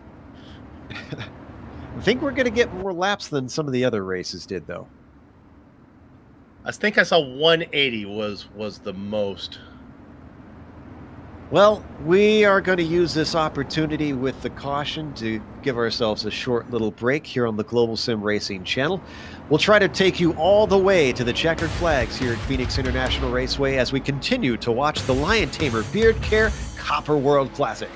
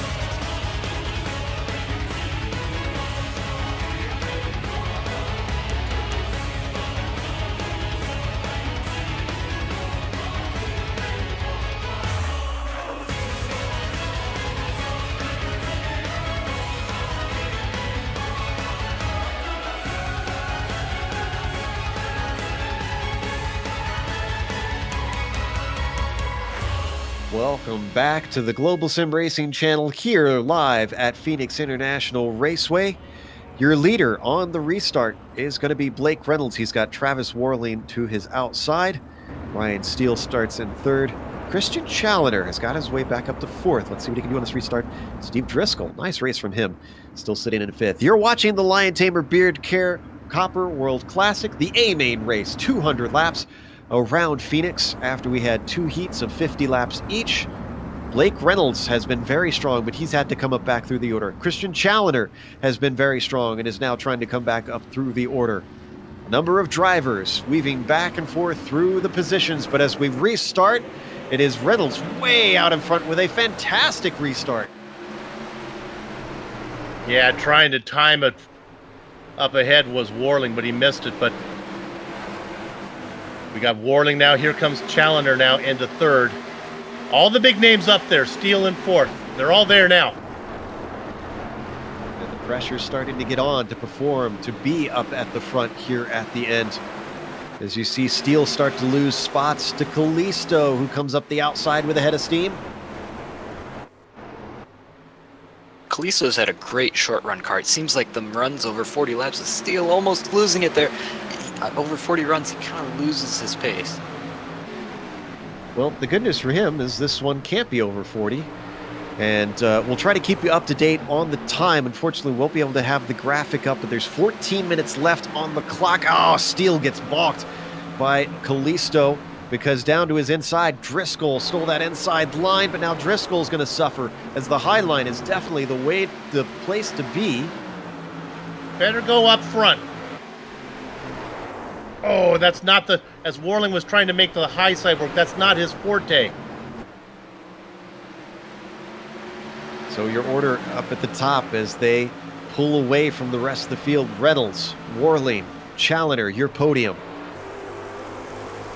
We ride on board with Christian Challenger. He's led by far and away the most laps of all 3 cars. Here comes Warling up to the outside. Trying to do something with that rubbered end line, and he gets a much better run. And once again, the mishandling car of Blake Reynolds comes back to haunt him. Oh, mercy! I thought for sure we were going to see all 3 leaders get collected there. It was Blake Reynolds as a bobble out of 2. Warling's fully by, but what about Challenger? Can he pull the same move? Answer is looking like a big yes. Reynolds' car is really fast until it isn't. And then he loses it all. Thank you, Murray Walker. So, wow, quick work by both Warling and Challenger to get by last race's winner, Blake Reynolds. This is about the worst driving we've seen from Reynolds I've seen in this entire championship. Or the best, depending on what he's got under. Wow, as we rode on board, we saw once again just how much the car was just wobbling off every corner. Certainly not the typical Reynolds that we're used to seeing, but this allows us to focus on 2 drivers that deserve the spotlight a bit in this race, Warling and Challenger. Challenger much more liking to be up front from what we've seen. Warling, however, very comfortable, trying to play the dog instead of the rabbit, chasing down the leader, and he might have to do it again because look at Challenger sticking his nose inside, down on the low side of 3 and 4.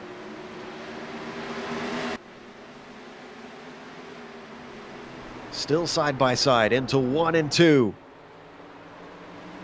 We've seen the low line start to come in a little bit here, and the caution is out again. I believe Warling was a nose ahead. Oh, it's Kevin Hill. Kevin Hill. And then while he was sitting out there, Trevor Clement could not get out of the way and kind of got into him. Rob Power is involved in that a little bit, but he managed to catch the car before it spun around fully. And hard thwack from Clement.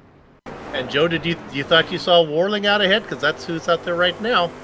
Yeah, Warling was just inches ahead when the caution flew. Wow.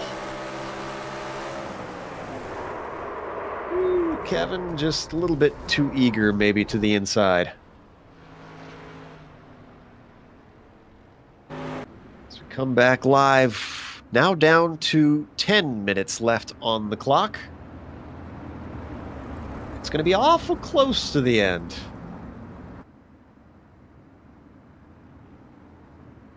So who is our lucky dog for this one? I believe Wayne Hutchison? Put him 1 lap down. He's 2 right now. Sarge's place, number 17. This, I know, I mean, there can only be one Dory Award, but Wayne deserves a little bit of that, I think. I give Dory Awards to them all out there racing. Very generous of you. Hutchison, Clement, Torres, they all get one. Partridge and Richie Hearn, 16 laps down. Yeah, that's what's incredible. No DNFs yet. I called some. I thought I did a little bit earlier, didn't I? Oh no, Ray Partridge is sitting in his stall, and he's been in there for about 7 minutes. Oh, I wonder maybe that's what Hearns is eyeing. He's only 5 laps away from picking up those points. Other than that, I think everybody is still running. All right, so we're going to go back green with 20 to go. A little bit more than that, I believe. Yeah, I don't think 20 to go is really going to matter. We're looking at minutes, right? Yeah, I'm seeing 9 minutes left on my clock, although it's been acting a little screwy, which is making me doubt.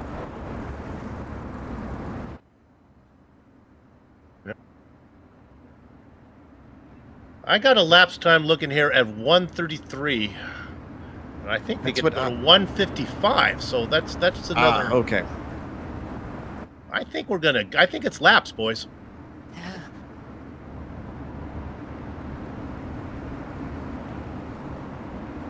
All right, well, we'll find out for sure, at least in about 22 laps.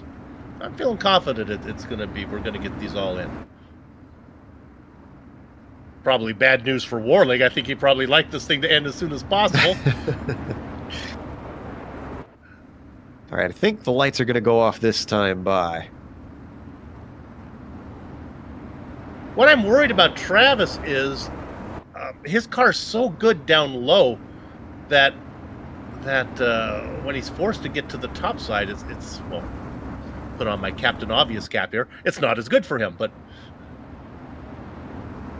and then there's Reynolds. From what we've seen from Reynolds, I don't think he has anything from them. He might pull his favorite move up around the outside, the Ryan Hunter Ray line on those restarts, but he can't hold them off long enough. He's going to have to hope for like a 3-lap shootout at the end. He's going to have to hold off Ryan Steele here on this restart. Steele's had great pace. I mean, these three have kind of been the show, but he's had a really good car. Starting on the outside could be a good chance for him. All right. We'll keep an eye on the 4th place restarter, see what he's got, because indeed, going to hit lap 180 as the Mustang pace car comes out of turn 4. Is this going to be our final caution of the day? Great job. Warling with a great restart. Reynolds is actually going to catch Challenger napping. Oh, I think Challenger needs to check his doses of Ambien because he was sleeping on that one. Moves him back into 3rd. And the battle between Steele and Driscoll for 4th is on as well. But, oh, sticking his nose in. Challenger wants it back immediately. He sees Travis Warling running off into the distance, and he can't have any of that. Side by side, down into turn 1. Challenger has the inside. Reynolds running the high line. But this time it does not work for him. Challenger solidly into 2nd and now sets his sight on the number 900.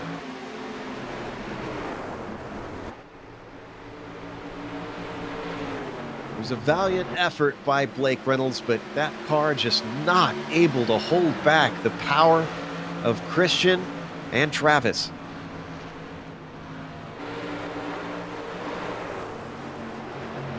Uh-oh. Blake is blinking horribly. Oh, wow, bad connection at this point. Oh, and he gets very close to Challenger as well. Is he going to back off to give himself some space? Looks like he is, just a little bit. The oval driver's worst nightmare. Behind them, Ryan Steele still holding on to 4th, but the question is for how long, because look at Steve Driscoll just apply the pressure. Dawson, we thought Driscoll was going to be good, and here he comes. It's a fantastic run off of turn 4, sticks his nose down into turn 1. But can he power off the corner? That low line has been offering just slightly better grip for cars. Steele holds him off for now, Dawson. Yeah, Ryan Steele, him and Driscoll, this isn't their first fight. Right after that restart when Steele kind of got shuffled back, he was able to fend off on this high side. Boy, I think Steele, if he can maintain that high side, as they make contact. Boy, man, Blake coming into the picture now. Blake, whose connection Blinking is into not the picture. improved. And we think he may have gotten the wall, which is what brought him back into these two.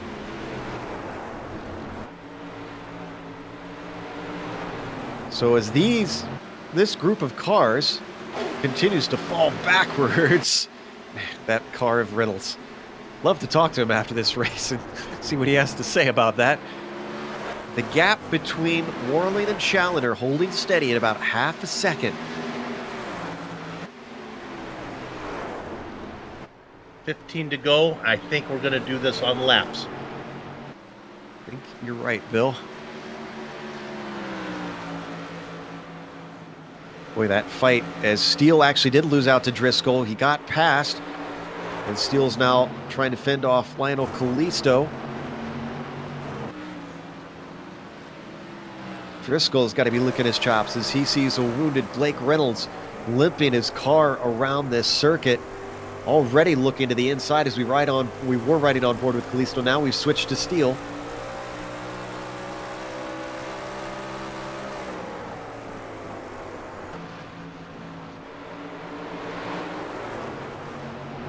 Seeing some feisty stuff here in the final laps of this 200-lap race. Down to the inside one more time, and Blake Reynolds, despite his car not being the best, still is able to send it in deep and fend off Driscoll. Oh, wow. Did he actually catch the wall there? He just missed it. Oh, my goodness.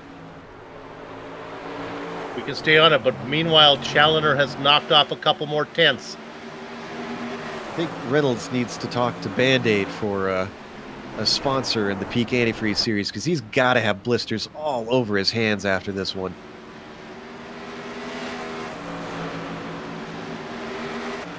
Driscoll continues to sit behind him, wait for a good opportunity.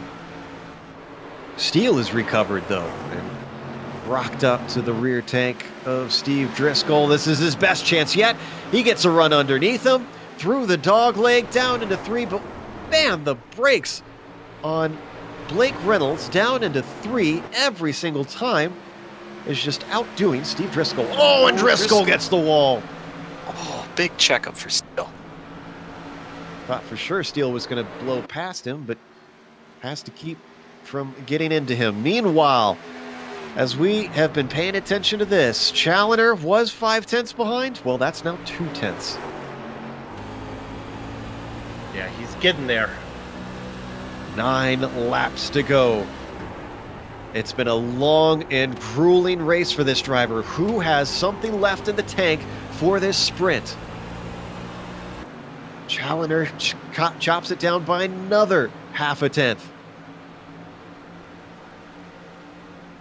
These two have been the class of the field. And Bill, these two were our front row starters. Yeah. But 2 different stories. Warling went backwards, Challenger ran away with it. But now here they are. Challenger is faster, but not a lot faster. Coming up to 7 to go now. Again, we see slightly different lines from each driver. Who can use it to their advantage? Challenger's so close he can taste it. He led so many laps of this race. He has to want to win this thing. Warling has to protect the inside line. If he lets Challenger underneath him, I don't think the car's good on the top side. That time through, we saw Challenger down in the same lane. He's trying what Warling is trying.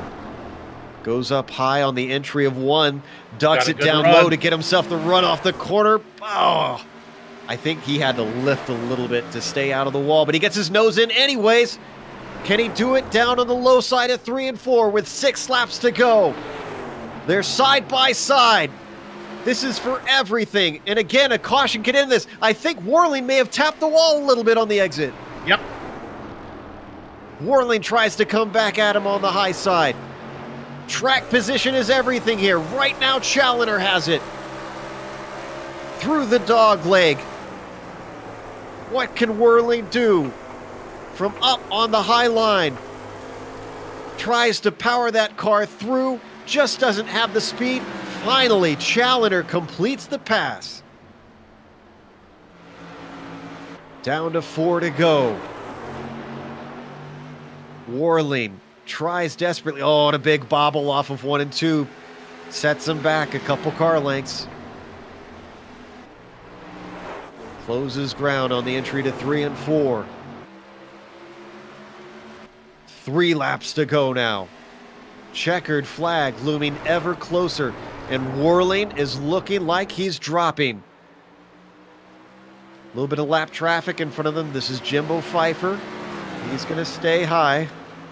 And, oh, he's not going to be caught. Oh, he stays well out of the way for Challenger, though, because Challenger had a moment out of 1 and 2, and it continues to cost him. Penultimate lap now. 2 to go.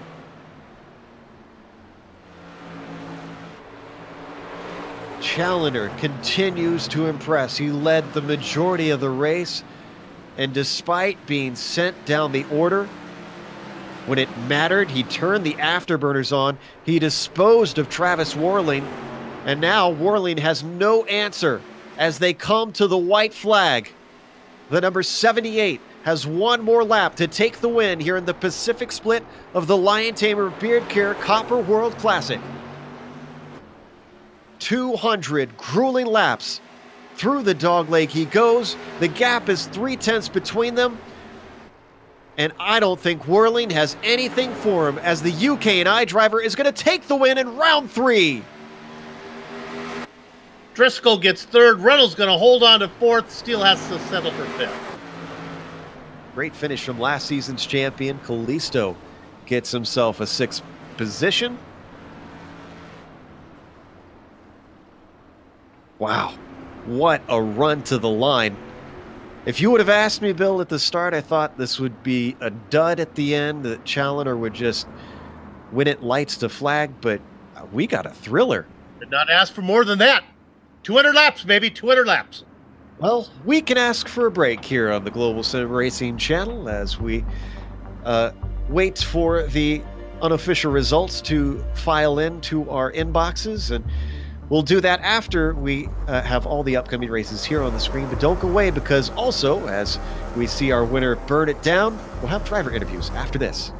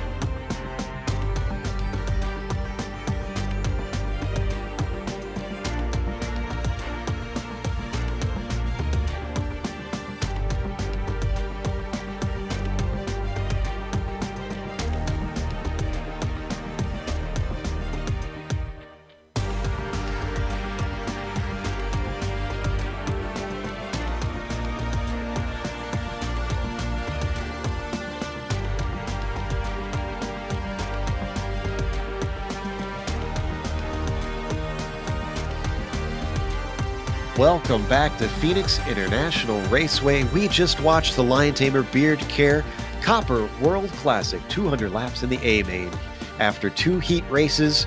And when all is said and done, when 40 cars siphoned down to 20 to try and race it for the win, Christian Challoner was the fastest of them all. Travis Whirling gave a valiant effort, and we really have to give him credit, because it looked like he had something for Christian, but boy, in those final laps, Christian really turned it up and denied him. Steve Driscoll, great podium. Boy, the sleeper of the race for me, as he came forward without really much excitement and got himself onto the podium. Blake Reynolds, probably not the finish that he wanted, although he did say he was aiming for a top 5, so he made his goal at least. Ryan Steele finished in 5th behind him. Then you've got Lionel Callisto with a 6th place, followed by the Salami, Bob Beltrami in 7th. Dee Palmer takes an 8th spot. Brian McGreevy was not able to stay with his teammate. He finished in 9th in the top 10. Bill rounded out by Vincent Larabier. Back half of your field, Kevin Hill and Michael Thompson. In the Baker's dozen spot, it was Jimbo Pfeiffer 1 lap down. The strategy is staying out. I thought it was a great idea, Jimbo. Clearly the wrong strategies. He comes home in 13th. Wayne Hutchinson, Rod Powers behind him. Mark Torres comes home 4 laps down, but he ran the whole thing. In fact, all these drivers were still running at the end. Thomas Lovelady, Ray Partridge, Richie Hearn, and let me correct myself, I believe Trevor Clement actually did retire 19 down. Further proof that you shouldn't hire Bill as your race strategist. But a driver who probably didn't hire Bill as race strategist and certainly had a huge bit of speed all day today is Christian Challoner. Christian, congratulations on the win. In the early stages, we thought that you were going to run away with this, but suddenly you had a bad pit stop and you were put back in the order. What happened in that pit stop that put you in the mid-pack?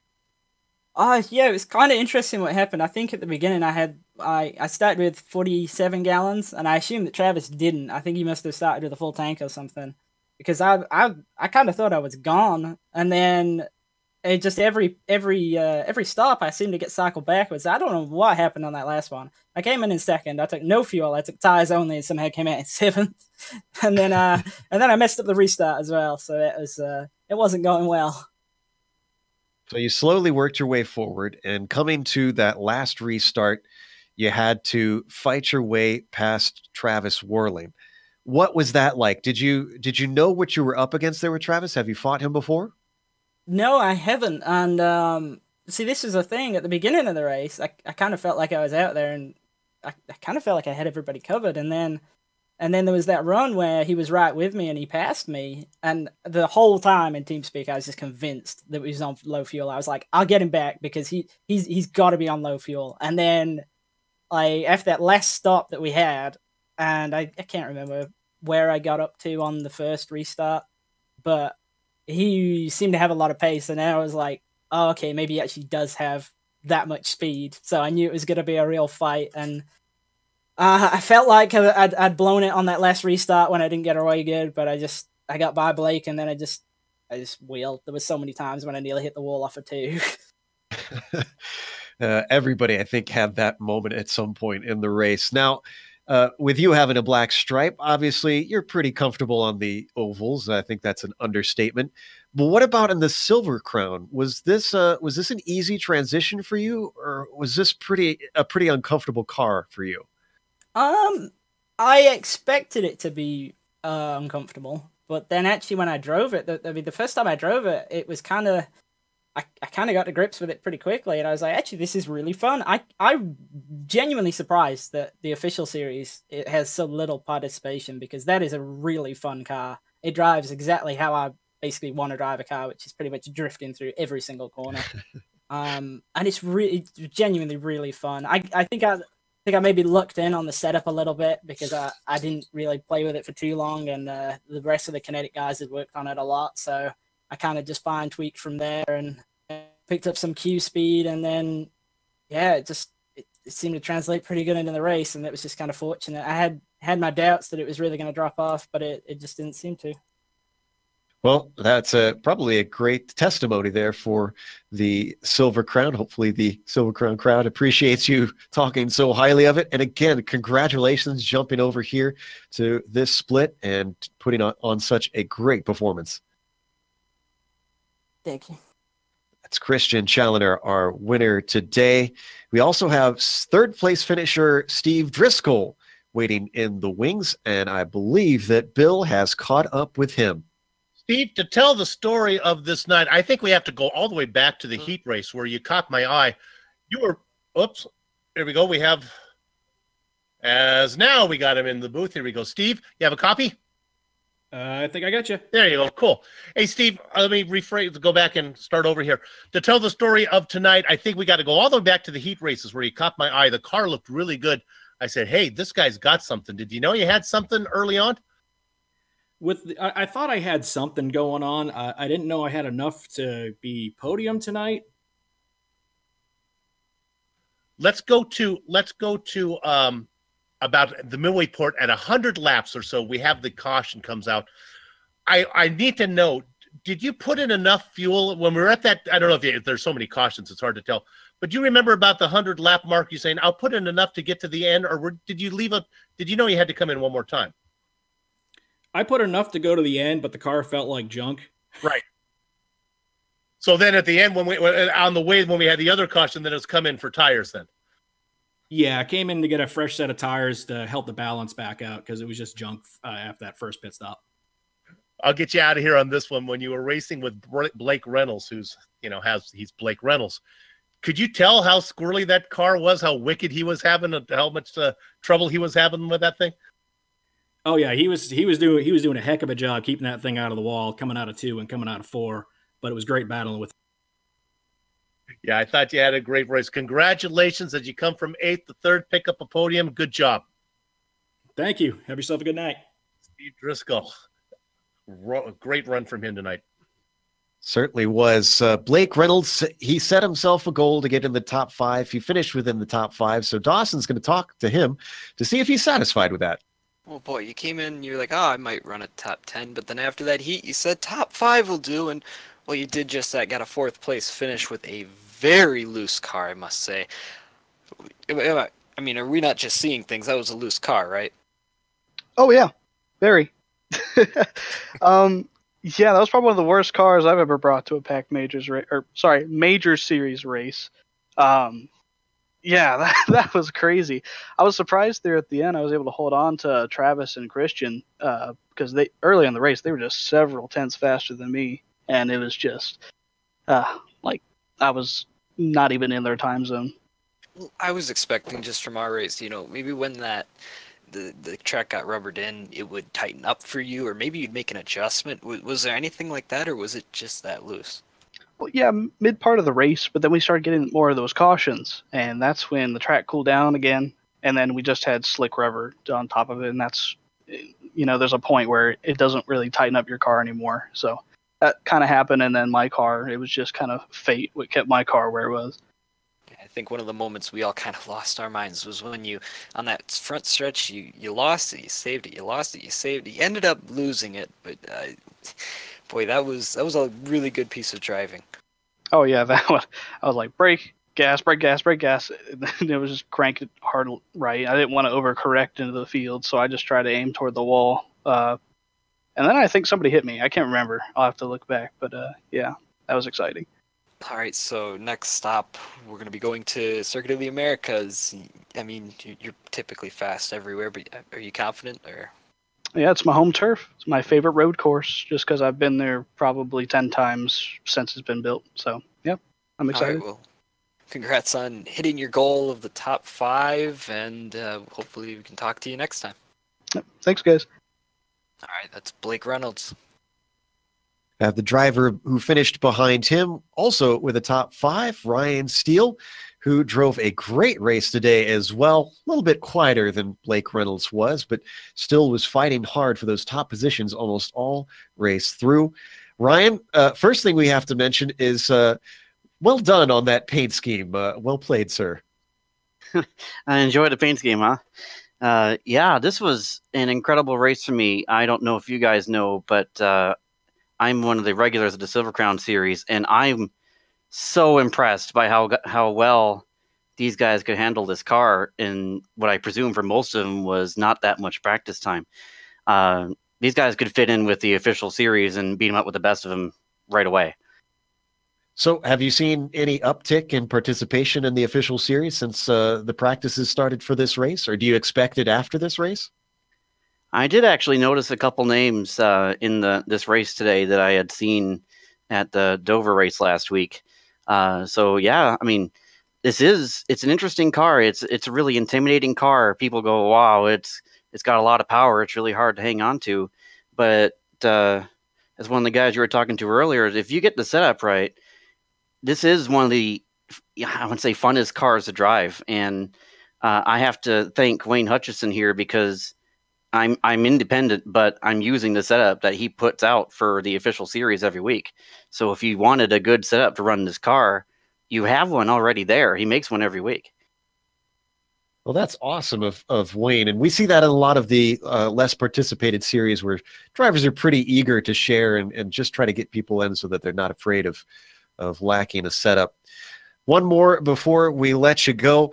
A top 5, obviously, even though you're regular, is got to be something that you're pretty proud of, especially in the midst of world championship drivers like Challenger and Reynolds. but it's going to be completely different going over to the roadside at COTA. Are you going to be there, and do you expect as good a results there? I'm definitely going to give it a shot. I expect to be garbage. I've never driven Circuit of the Americas. On most of the ovals, I should be reasonably okay. And there are some road courses that I should be okay at. Like Road America is one of my favorite tracks to drive on. But I've never driven Circuit of the Americas, so I have no idea what I'm in for when I go to drive that.